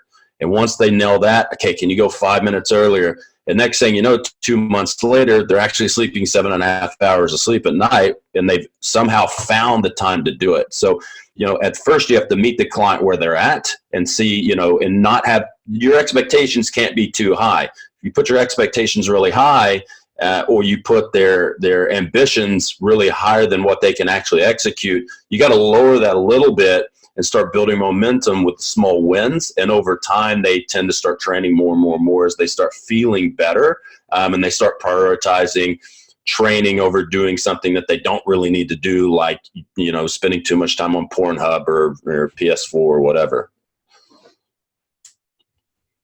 Oh, Alex? Yeah, because my whole thing as well is, like these gentlemen is very much about, kind of developing this, kind of a training as a part of the lifestyle sort of thing, and having a little something be there every day to just have them be cognizant of the fact that every day they need to do something that is productive for them health-wise, productive for them physically. Even if it's saying, look, I need you to give me 3 1-hour sessions per week for weight training, and that's what we're going to work on. But I also need you to give me on 3 other mornings, it can be 5 minutes of cardiovascular activity just to start, 5 minutes of low intensity. I'm asking you to go out and take a brisk walk to your mailbox and back just to get that in. And that develops that habit of, okay, I need to get up, I need to get dressed, I need to go do this. And once you get them in 5 minutes, because you can ask for 5 minutes from almost anybody, say, can I get you to do 10 minutes? Can I get you to do 15 minutes? And slowly growing it like that. And, still giving them one-off day per week, but basically saying, look, if I can get this person doing something physically active 6 days a week, 3 days of lifting, 3 days of cardiovascular conditioning on alternating days, that's plenty. That's good. That's going to progress 95% of your general population, or even a lot of athletes who that's what they've got available. And, with your athletes, obviously the amount of work you put in that amount of time can get really condensed. But, at the end of the day, you're basically saying, look, I just need a small commitment from you every day. And that's normally enough. If they're only doing cardiovascular conditioning 3 days a week and it's only 10 to 15 minutes each time, that's still 45 minutes. That's still more than they were doing, and it's going to elicit some improvement. And, when you get to the point where it doesn't, a little bit like we talked about before, and that this is the most they can do, you start to say, okay, can we incorporate some of that at the end of their lifting routine? It may not be ideal, it may not be optimal, but if it's what they're going to do, then it's optimal to them. So it's, kind of question of how much can we titrate the dose and kind of sneak a few extra minutes in there here and there to get more of their time to actually do what's productive. But start 20 to 30 minutes a week of cardiovascular activity, you're still going to see more benefit than zero. So it's kind of starting there. There's something better than nothing. You're going to see some improvement, and then like kind of these gentlemen were saying, you kind of get this thought in their head, okay, I'm bad at this, I want to get better at this. And the amount of athletes I've worked at that have started out just wanting to be really good at one thing, and then they suddenly realize there's a gaping hole in their fitness, and they say, this is an area I can improve, this is kind of exciting. And it feeds on itself, and they say, I want to be better at this, I want to set a better 2K road time. And suddenly I've had people I've been working with that say, I'm like, I want a faster 5K. And I was like, you're a 330-pound strongman, what are you thinking? But I'm here for you. If that's what you, yeah, that's exciting. That's something you're bad at. It's something you suck at. Let's be good at it. And, a lot of people kind of discover this new kind of competitive atmosphere and everything else. And at the end of the day, what we want is not necessarily just what our client says they want when they walk in the door. We want to be able to grow and evolve and show them new things and show them things for their health. And if they get excited about that too, so much the better. So. Yeah. And I use a similar method too in But the key with that too is you grade them on doing the thing, not necessarily initially on their output, right? Because I'll scale stuff all the way down to just, you have a rower in your garage, go sit on it for 5 minutes. Hell, go sit on it and come back in. That's probably more than you've ever done before, right? So if I grade them on the win of just doing the thing first, again, I'm getting them in the habit of doing it. And then, okay, let's worry a little bit more about time too, because it's a catch-22 of if you program an hour every day is optimal, and then they just don't do anything at all too. So you're kind of riding the line of what you can get them to do. Cool. If we go somewhere else a little bit, the question here, is the hype around nasal breathing justified? Like we see a lot of these people taping their mouth and all that. Like, what's your guys' thought about that? Ooh. I'll go first, I guess. I'll stick my neck out. I think it's useful. Do I use it? Yes. The main reason I started doing it, in all honesty, was I had nut jobs that would turn everything into high intensity. So I said, okay, you can't breathe through your mouth, because I know they're chronic mouth breathers. And I couldn't get, for the life of me, I would send them a heart rate strap and the dog would eat it. They would lose it. I'd send them another one. Like something always happened to the heart rate strap. So I said, okay, I know that you're probably going too far out. You won't sync your little phone with it. So I don't know what you're doing. You won't send me any pictures. So now I just want you to only breathe through your nose. And the first couple of times I did this, one moderately level CrossFit athlete at first, he liked stuff really hard. So I said, okay, you're going to nasal breathe for a 5K. And he writes back, he's like, oh my God, it was like I was drowning in air because it feels miserable. So to him, I got him to feel miserable doing a lower intensity work, which psychologically is the only way I get him to do anything. So I think there is psychologically a lot of benefits from that. Yeah, I think that it's something we probably should be breathing through our nose. So I think it is beneficial. I don't think that that's the be all end all. I think that, yes, you should still, like Brian McKenzie teaches kind of a gear system. Can you breathe in and out through your nose? Can you breathe in and out a little faster? Can you breathe in through your nose, out through your mouth? And then eventually, are you breathing in and out of your mouth? So I kind of like that little stair-step progression.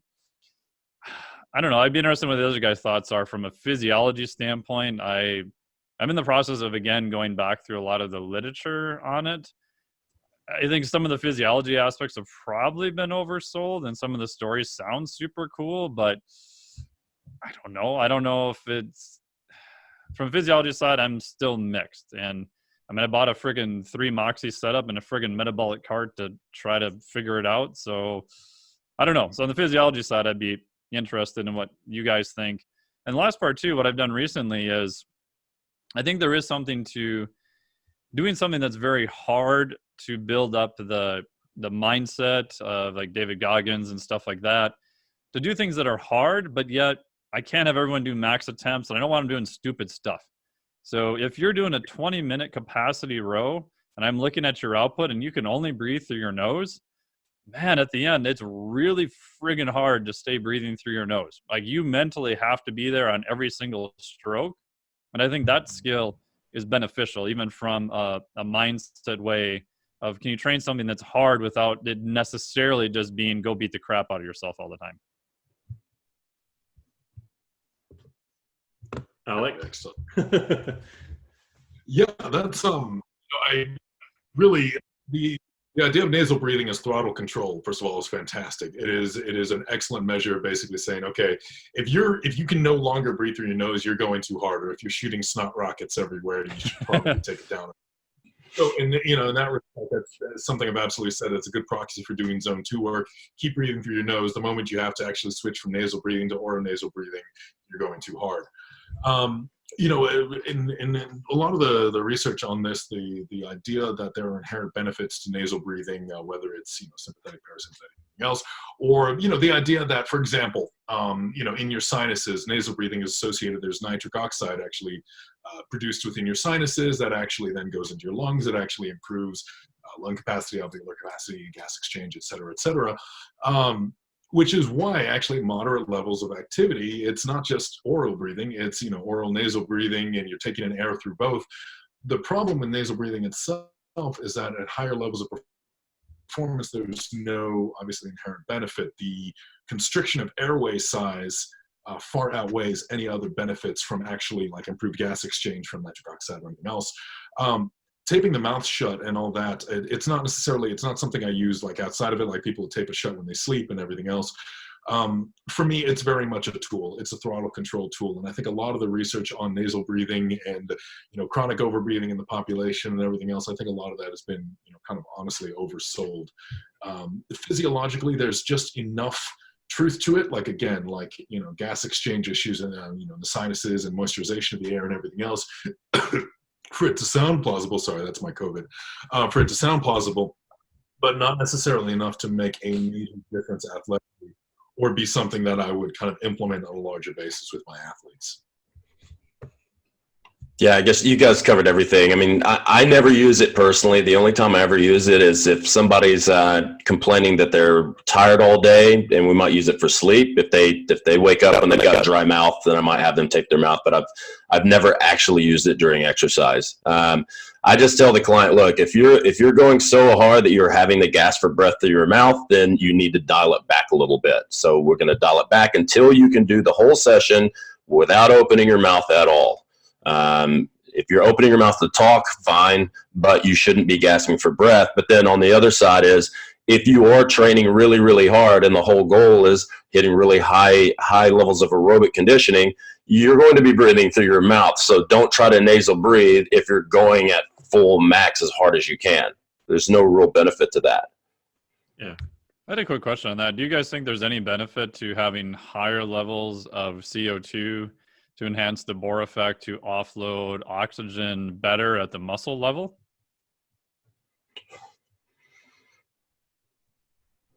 I don't know is my answer. It sounds plausible and it is a true mechanism, but I'm on the fence if it's really a limiter or not. I don't know. Some days I say yes and some days I say no. That's kind of where I'm on it too. Like the phenomena of the hemoglobin and actually the oxygen changing its binding affinity based on circulating pH and everything else, and it's absolutely an inherent mechanism. What is it? A change in binding affinity between the low and high pH. But the question is, are you able to alter that physiologically with a higher CO2 tolerance to the level where the increase in CO2 tolerance and therefore the further reduction in binding affinity and therefore the dumping of more oxygen to peripheral skeletal muscle will actually warrant or justify the potential cost on the front end of modifying breathing patterns, or even in some cases people have proposed certain changes to diet and metabolism to try to increase CO2 tolerance, etc.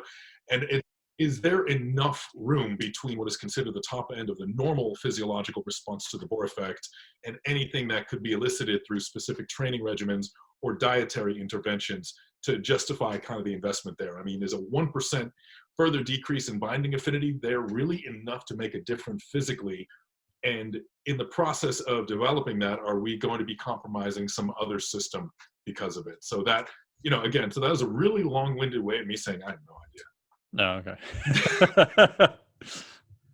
Yeah, I think it was like super sexy, like all those masks that came, to restrict airflow, and all our athletes or hockey players now are coming to the gym with their masks. So, yeah, my workouts are so much tougher and this, but I said, yeah, but now your intensity is super low. So depending on what we want to do, it makes totally no sense, right, to do that. But most of them were like, no, like I've read it, it's super good. Like it brings everything up. And I'm like, yeah, so I think there's a place for everything, but like that's my personal opinion. I think for low intensity it's good, but everything that you try to go hard, like there's no, like you're just not going as hard, I guess. Well, I mean, there's a time and place for every tool, right? I think that those the elevation masks and restricted breathing, if you're into sex and asphyxiation, man, that's probably a really good way of doing it without actually choking yourself and dying. So there you go. That's that, and that improves conditioning too, right? It's an N of 1, Luke. Is that right? There you go. Well, I haven't tried yet. I like the old manual kind of thing going on, Yeah, we'll put that on Instagram later for sure. All right, guys. You're looking at the questions because there's so many right now. Oh, Like, I sorry haven't. if I can't answer everything. So if there's some that you really want to answer, like we'll go with this right now. Can I grab one? Can one of you guys explain why the assault bike F's you up so much more than other cardiovascular equipment? That I actually, honestly, that's really relevant. So I think a lot of what we've been talking about is that the assault bike and anything else, it uses your arms, it uses your legs, it's engaging so many muscles at the same time. And it also, the fact that you can, when you're talking about, like, let's say, we're talking about cardiovascular activity and just say, like, can you hit your VO2 max during it? Typically, VO2 max is a measurement of the absolute oxygen utilization of your muscles, of your body. If you're only just say like using your hands on like a hand erg or something like that, obviously you can't really hit your VO2 max very easily because you're not using enough muscle to require the heart to maximize its output and to maximize gas exchange and everything else. When you're doing something like the assault bike and your arms are moving, your back is engaged, your whole body is moving, your legs are cranking and everything else, every single muscle in your body is demanding oxygen, is demanding blood flow, is demanding everything else. And the likelihood of any one muscle failing to the point where it's completely stopping you and reducing your intensity is very low. Like even just on the bike, if your quads start to go, your intensity stops. So your quads may fail before, your lungs and heart and everything else are basically telling you to hell. The assault bike, there are so many different muscles involved that you're really able to continue cranking that intensity, cranking that demand up and up and up. You don't have to worry about form that much. You don't have to worry about individual muscle fatigue that much. When you crack, everything cracks. And that's what makes it so challenging in my experience, is anything like that, where every muscle is going at the same time and you really hit that VO2 max, even, in something you're not super practiced in. That's tough. That hurts. That is the most god-awful, painful experience with that threshold. And the assault bike is one of the easiest ways to get there. The rower can be that way too. There's a little bit more of a learning curve to it, but that was my answer to that one. Yeah.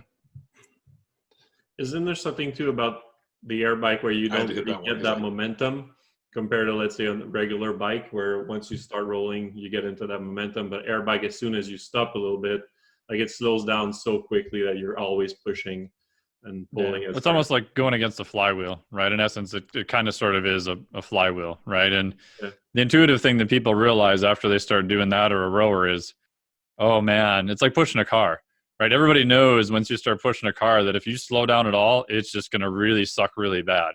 So it's kind of this weird, almost intuitive motivating, because it's going to suck more if you slow down. So you can push, I've noticed people a little bit harder with some modality like that. And then same air bike's very similar. And what would you test on the air bike? Would you do the same as you would do on the rower? If I have someone doing air bike, I have them do usually a 5K, right? The different mechanical efficiency. So they're probably going to go a little bit longer if I'm doing distance. Or you could do time if you want to do it also. Okay, cool. I'll take one. There you go.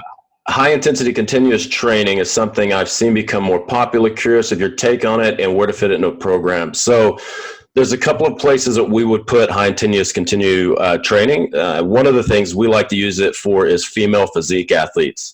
Okay. And now, do I have any research to back this up? No, it's all empirical. But what I've seen a lot of the times is putting women on spin bikes and running through an HICT program, building them up to 15, 20, 30 minutes can create a more oxidative state towards fast twitch fibers specific to the legs, which then typically I've seen their legs get leaner a lot faster by doing that protocol, by pulling on fat stores from that area where there's not a lot of blood flow and where they're not going to be able to relinquish that and push it to other places. Because in a lot of cases, people think about fast twitch fibers as only being glycolytic, but type 2A fibers are also highly oxidative as well. So if I can get those more oxidative, if I can do things that are HICT, things that are more aerobic, I can create more angiogenesis, which means I get more blood flow, which pulls out one of the bottlenecks of being able to pull fat from the fat cells and throw them into muscle tissue to be burned. from a sports specific perspective, I've had guys that are elite level strongmen who one of their issues was they were strong enough, but they just didn't have the lasting power. So we've had guys that they're maybe with an overhead log press where they hit 12 reps, but they need to hit 24. We might use HICT with an overhead press with light bands. It just make them do that for 20 minutes. And 3 months later, they've turned 12 into 24 reps because the problem wasn't their strength. The problem was to be able to continue that strength output over time domain, right? Same things with fighters. Like, what's the one thing that happens to fighters? If they punch themselves out in the first couple of rounds, they can't keep their hands up. Why? They can't buffer out metabolites from the shoulders. Their hands start to drop. They get slower. They get punched in the face, and then they end up getting choked out. So we'll use HICT for things like that. But to do that, you have to find ways of doing it where it's you mainly want it to be cyclical in nature, and you don't want a lot of eccentric component to that. So unless you have an upper body ergometer, how do you do that with upper body movements? Like, that's very easy to do on a spin bike. But so what we've done as a solution is using mini bands and a dowel rod, and we might have them push a 3-second concentric and then pull the bar back down really fast. 3-second eccentric, pull the bar back down really fast. Or, for fighters, we might have them hold a mini band in each hand and just keep rotating, punching out very slowly. And that tends to allow them to express power for a longer period of time once they start getting the adaptation to that. Yeah. Only thing I would add too is that people sometimes get super fancy, and I agree with all the stuff Luke said. And we have to remember that there's also a SAID principle too. Right. So if it's a mixed martial artist, as again, I only work with a handful here and there. The first question I asked them is, well, what do you think you need to work on? And if they're like, oh man, every time I get down on the mat, I just get gassed out. And you're like, well, how is your aerobic base? We test everything is fine. I'm like, well, how much like aerobic-y Metcon type stuff do you do sitting on your butt or actually on the ground? Like none other than skill stuff. It's like, oh, well, maybe we need to do something like Luke was saying that's very specific to the thing that you're trying to improve. And a lot of times we think, oh, even just standing to seating, oh yes, that can make a pretty big difference in some cases too. So especially the more elite athletes, I always remember you have to sometimes make it very specific to the thing that they're actually doing. Alex, good with that? Actually, no, I mean, these guys generally covered that completely. I was actually looking at another question. Oh, you can go. Somebody's Go asked ahead. a couple times. Can I do that? Go ahead. Yeah, because he was basically asking, why does improving the aerobic system impact or improve our ability to grow muscle? And that's, I think we touched on it a little bit, but the main thing I wanted to convey there is if you look at the factors for muscle growth, you look at the factors for muscle building, ability to maximize or basically muscular tension over time, the amount of tension elicited by a muscle, the downstream effects of quality contractions, et cetera, et cetera. There's a lot of debate on volume, on amount of work you need to do. It's not, is it just tension? Is it tension and volume? Is it tension, volume, and metabolite buildup? The research is all over the map. But if we basically say that the objective behind lifting to build muscle is to maximize tension in several different movements for, until a level gets reached. And we also understand that the ability to maximize quality movement for multiple sets is critical as well. The argument here is that if during a given training session, the same applies to strength athletes as well, you can do more quality work and recover from more quality work in the same amount of time, you're imparting a greater growth stimulus. So the point of a bodybuilder, a physique athlete having a well-developed aerobic system is that over the same amount of time, they're going to be able to effectively push more weight or push the same amount of weight more times in either the same amount of time and therefore, not be extending their sessions, indefinitely. They're going to be able to recover faster between sets, and the later work in their sessions is going to be at a higher quality. Most of us, know when we work with people, the first couple sets, especially poorly conditioned individuals, the first couple sets they do are fantastic quality. And as it gets later and later in the workout and fatigue starts to set in, the movement quality goes down and down and down. The athlete's engagement goes down and down and down. And by the time they get to the third or fourth or fifth accessory lift, they're not getting in quality work. a lot of the athletes, I work with, and I'm sure you guys have this phenomenon as well, as they improve their aerobic conditioning, those last sets, the quality of that improves. You don't have to continuously rotate the program quite as much to be saying, all right, only the first 3 sets of this workout are going to be really any good. These are going to be the growth stimulus workouts. So there's that. The other thing as well is the phenomena of warming up. When you walk into the gym, you are fully recovered.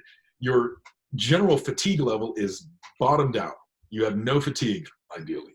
But your fitness level is not your specific fitness in a movement, whether you're talking about post-activation, potentiation, or anything else. Your ability to perform maximum quality movements are not quite there. There's always a balance in warming up for movement and preparing for a movement and getting to the point where you can start doing quality work and weighing that against fatigue. The better your recovery, the better your aerobic system, the better your ability after sets, the more quality warm-up you can do without eliciting the same amount of fatigue. You can actually get more complete warm-ups done with an improved aerobic system and get into the quality work and still have more capacity left by the time you get to the money sets than an individual with no capacity whatsoever. That's typically the way I present it to them. I don't know if you guys have different thoughts on that. Yeah, well, you've got the fatigue component, but then what else is going to prevent you from doing another quality rep, which is going to be stability? Well, most of your stability muscles are made of what muscle fiber types? Mainly type 1. Well, what's producing a lot of lactate? Your high glycolytic fibers. Well, that lactate has to go somewhere. Well, guess what? There's a type 1 fiber over here for stability that it can then be moved into to produce more energy so you don't fatigue as quickly in those later few reps. You might squeeze 1, 2, 3, 4 more reps out, and that increases that training tonnage over time. Yeah, I agree with that. I mean, I remember talking to Cal Dietz about 2 years ago, and sitting in his office, he's got this like friggin' massive whiteboard, and he's just drawing stuff out for like 40 minutes. And I was supposed to read an article about it. I'm just sitting there the whole time going, how the hell am I going to try to explain this, what he's doing with anyone else? And so at the end, I kind of looked at him and I'm like, so you're saying do the highest quality work possible and then just repeat that? And he kind of pauses and stares at me and he goes, yeah. I'm like, oh, because most people do the inverse, right? They just do a couple high quality sets and then just tanks afterwards. Yeah. I think that the misconception comes a lot from when you tell people you're going to get their cardiovascular better.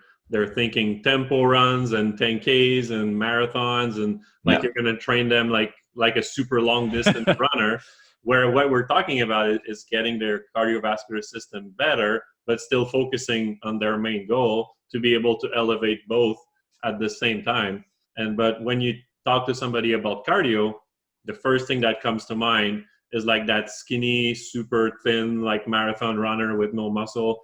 But that's not what we're really talking about here, right?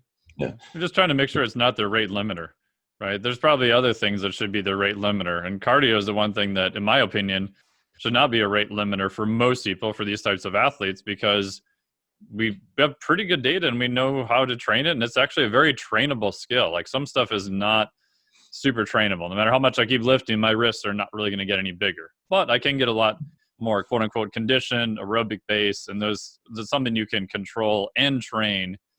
So to me, then you can make sure that it's not a limiter for what they're trying to do. Cool.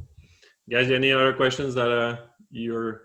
There's one, I'm trying to think about how to say this correctly and politically correctly. So like growing up in the systems where I was growing up with, I was told that certain muscles were primarily a certain muscle fiber type distribution, right? So like say, if we look at the hamstrings are predominantly fast twitch fibers. Okay, cool. So I believed that for a long time.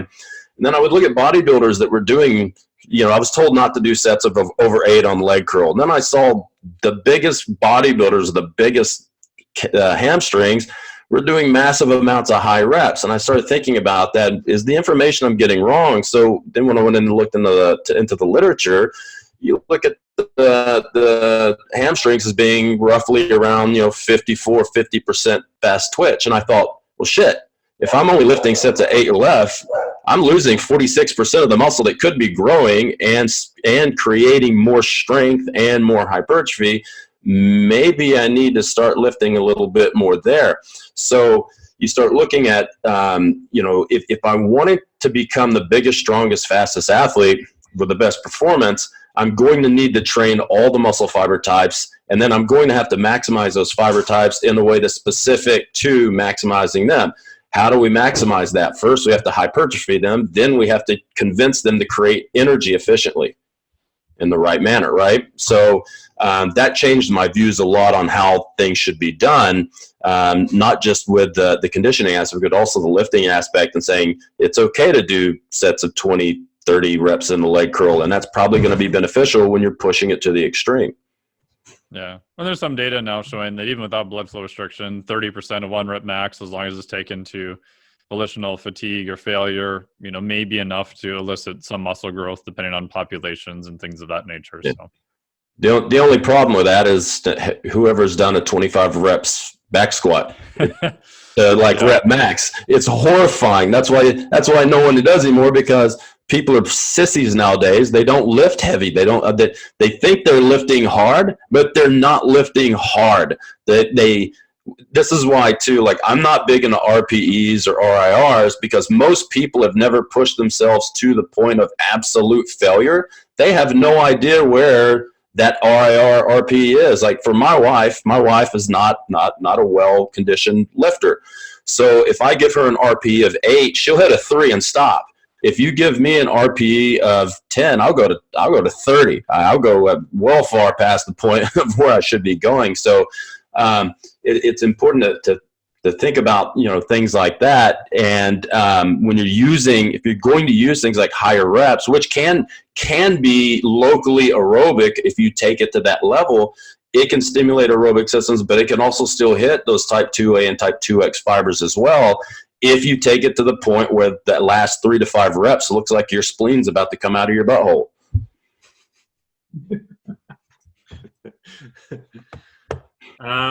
Guys, I have one here. What markers or points are you looking for to pick apart the stress from weights and cardio? So in your program, like what counts as stressors for cardios and for weights? in terms of, are they asking about like programming, or what are they asking? Yeah. So when you program, like how do you determine like what volume are you going to use of both? Like what's causing? No. I just start, and I just, like I said before, I kind of guess within a framework. If it's a new client, I literally start them with 1 or 2 sets. You know, maybe if they're really advanced, 3 sets. Then I just start running heart rate variability each day, and I just ask them, hey, where's your willingness to train? And I just keep giving them more sets every week. And I see, like what Luke's point is, like where they hate me and where they're going to drop off. You know, sometimes if they're training 4 days a week, that may be 4 or 5 sets. I had a female physique competitor who did 7 and sent me a video of her last reps at 7 sets. Like she was training 6 days a week, and they still looked pretty good. Her HRV went completely off a cliff, and she did not want to train very much at all the next week. So I'm like, okay, so now we know about where your volume threshold for you is at. That's kind of a guess to start. You could do a similar thing with cardio, although it's a little bit more messy. Most of the time I find you're also realistically limited by what we talked about with schedule.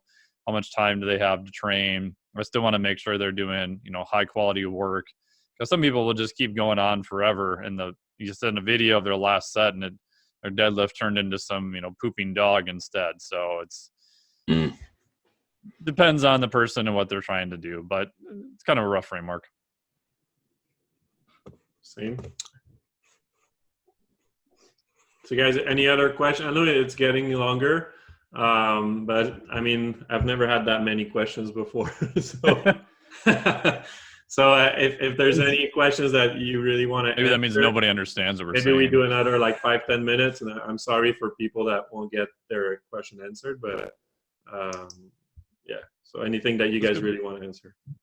There's one here from Dalton, says 10,000 steps done across a day equivalent to a block of cardio. No, it just depends. I mean, if you walk in and your client comes into the gym and he's 160 kilos and he's huffing and puffing by the time he gets to your desk, then yeah, 10,000 steps is probably a good place to start for him. But as he loses weight and gets used to it, he's going to have to push it harder to get the adaptations. And that's one of the things that always, and I was prone to say it back in the day, whereas, you know, you go into the gym and you see these people on the treadmills and, you know, they're getting in their hour of treadmill walking on an incline, and you go back a year later and they're still overweight. They're still, you know, not fit or whatever. But the same thing can be said if you go on the gym floor. You go on the gym floor and there's always the same like 3 packs of dudes at every gym that always go to the gym, and they always do the same shit together, and they never load more weight on the bar.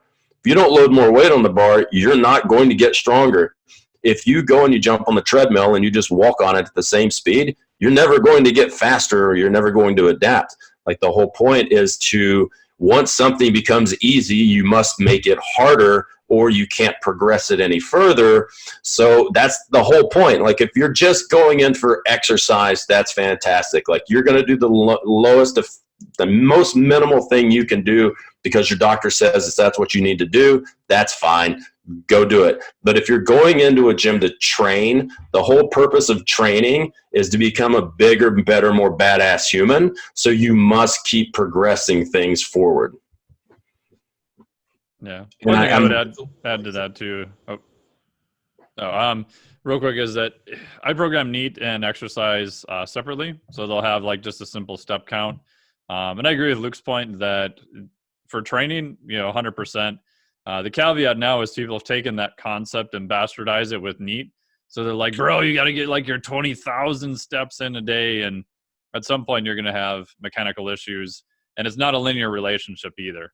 Right. So one of the trends I've seen for fat loss is that, oh, you were doing 10,000. Now you got to do 20,000 steps a day in addition to your training and your cardio. But when you get to like 15,000 steps a day, it starts to flatten out in terms of, caloric burn. You can look up some stuff from Ponzer on that too. So not everything, the principle is always true, but humans tend to think everything is linear, and not everything is linear either. Well, the problem is if you are, and this is a weird thing that came out of Australia, is periodizing your NEAT, like actually using walk as NEAT, periodizing your NEAT, which is ridiculous, because at this point you're only chasing calories.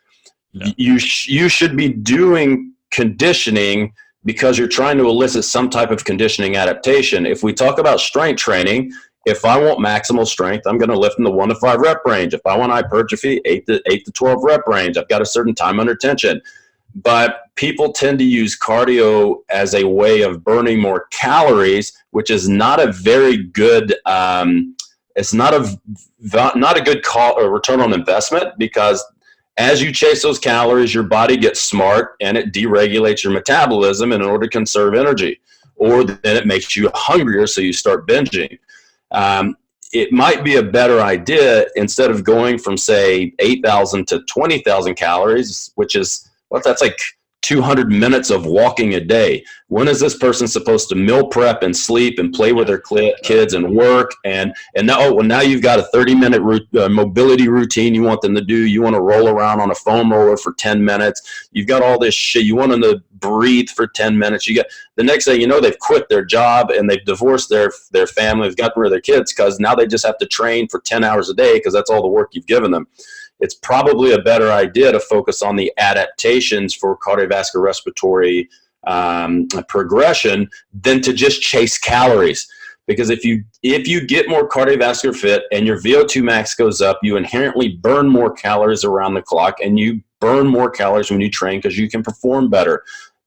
For me, that's a much better way of looking at things, because at least then I can fuel that performance. If I'm training hard for these adaptations, I can eat. I don't have to do cardio to lose weight. I can do cardio to get the adaptations, and then I can feed that to get the adaptations a lot faster. Then when I'm ready to lose weight, cool, make a slight caloric deficit, fat just starts falling off my body. Yeah, because there's the one thing kind of in favor of the excessive NEAT is that whole idea that the greater the energetic flux, if you're burning very few, your body composition, et cetera, may not be as favorable as somebody who's burning more, taking in more. You get a lot of metabolic processes associated with greater energy turnover, et cetera, that can have all sorts of positive adaptations.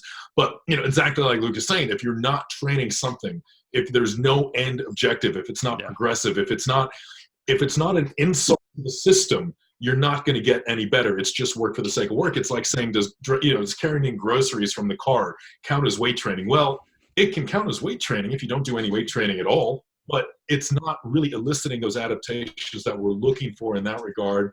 And in many cases, it can almost be kind of a false sense of security, like, oh, I did something today.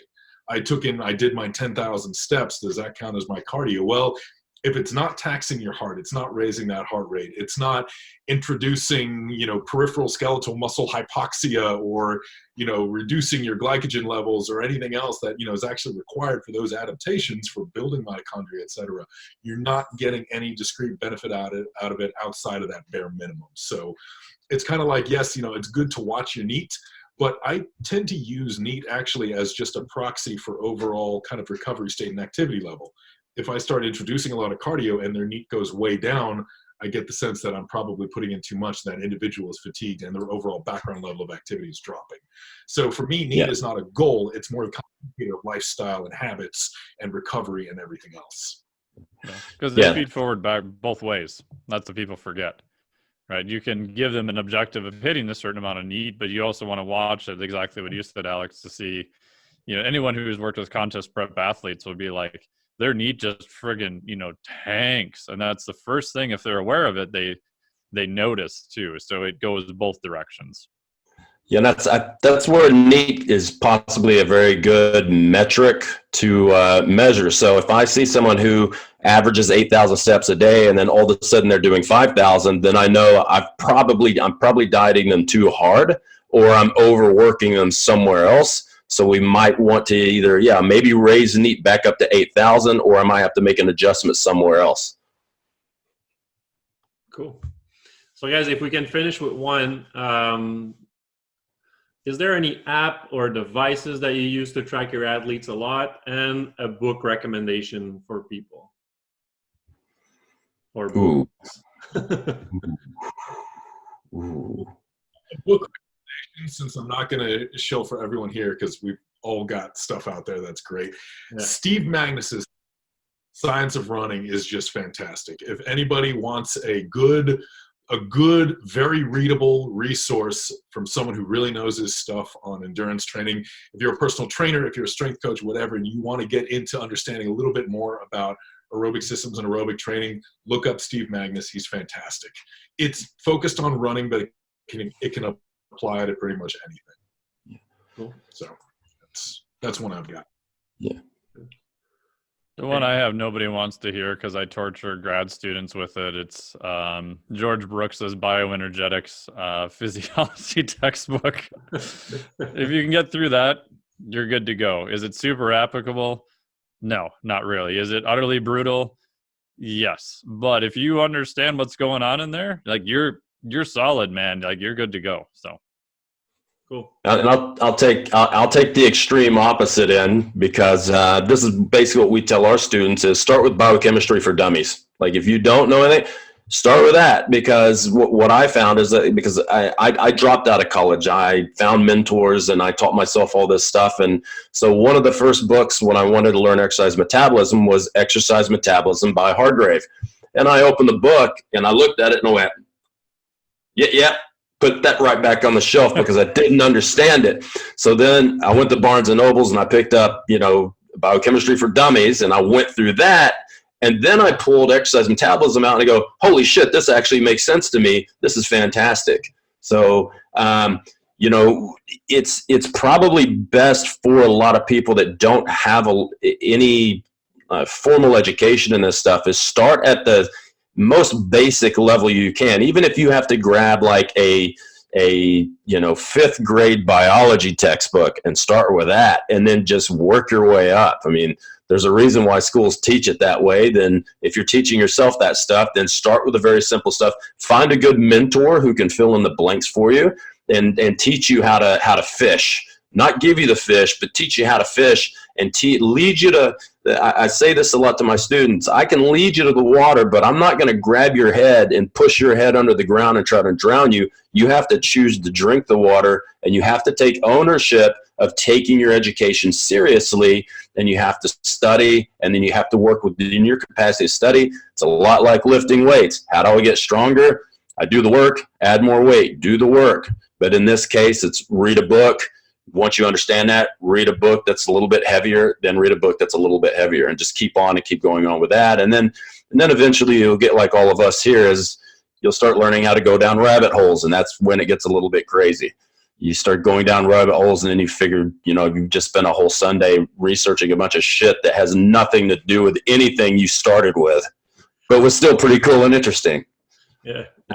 And you can buy an older edition exercise phys textbook used for like $14, right? Don't even buy the new version. Buy one that's like 2 or 3 years old.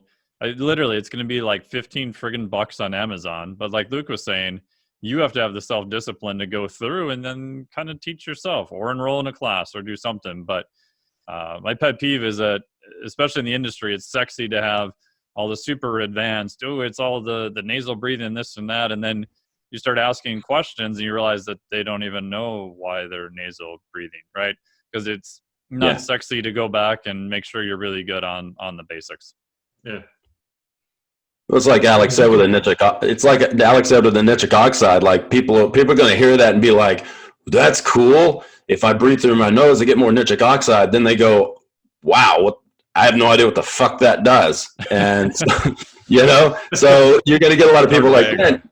And then you're going to be like, okay, well, now we got to talk about vasodilation and all this other cool stuff. The stuff that does testosterone and that type of thing. Like, but you got to start out like understanding what each of these things do before you then can move into learning how to put all these complex ideas together. So compartmentalize first, work on the overall concept, and then fill in the details later as you go. And as you find an avenue of things that are interesting to you or that you see it's applicable to your clients, then you can kind of go down those rabbit holes of that type of stuff as well. But be careful of going too far back with these books. I actually, because I buy, Mike, you've been over my house. You've seen how many books we have. And I go out and I buy vintage books on chemistry, like books from like the 1800s, just because it's cool, right? And I bought a book for pre-med students. And I was going through the mitochondria stuff, and this was, I think, in 1992, and it was talking about how there's only one membrane to the mitochondria, and this is how there's only 3 complexes. And I'm looking at it going, oh man, we've come a long way in 20 years from what we used to think the mitochondria looked like. Cool. So books I have that are telling me to, like take cocaine and arsenic to get rid of bad humors are probably not what I should do. It's fantastic. My Bibles. I really love the idea of just starting with the fundamentals, because I think that helps people answer a lot of questions for themselves, and kind of really take a critical eye to a lot of what they hear and realize that it's really tempting to look at things very specifically. You find an avenue, you dive down a rabbit hole, but you don't know what field the rabbit hole's even in. So you dive down and you're looking for answers without the context. And I think that you said backing up and looking at the context is really important. Isn't it? Is that website Coursera, whatever? Coursera. Yeah. Coursera. Yeah, they've got so many good free courses on this. You got Khan Academy as well. KHAN. Khan Academy has a lot of really good stuff on there. Really simple to understand. Brian Walsh has a lot of really good, simple to understand stuff. So cool. All right, guys. Well, thank you so much. I know we have like 46 questions still to answer, but we'll do it. Lots of the things were answered in the talk we did, so that's very good. And thank you so much. Like that's like one of the best we've ever had, and by far with the most attendees. So I am super excited about that. And so thank you. And maybe we can do round 2 if you guys are interested at some point. Yeah, anytime. This was fun. Yeah. Thank you guys for being on there. And this is awesome. I loved it. Thank you. Yeah. I think there is a very important question that someone asked that we all probably need to say is, what is everyone's Instagram names? Because as we all know, Instagram is all that matters these days, right? So yeah, go ahead. But what I can say is that everybody that's here had to register through email. And in the email, if you click the expert's name, it's all linked to their Instagram profile. Oh. And there you go. And the first email, I think it's Instagram and website. So if you want to go Nice. back through that, and anyway, you're going to have follow-up emails for the replays. So that's going to be in there too. So Awesome. so everybody can have easy access to all of you guys. So that's Cool. they can find you easily. Cool. So thank you so much, guys, and let's do round 2 if you're up for it, and plan that in the next couple of weeks, because that virus is probably not going anywhere for a couple more weeks. All right. Thank you. Pleasure. All right, guys. Thanks a lot. Thanks.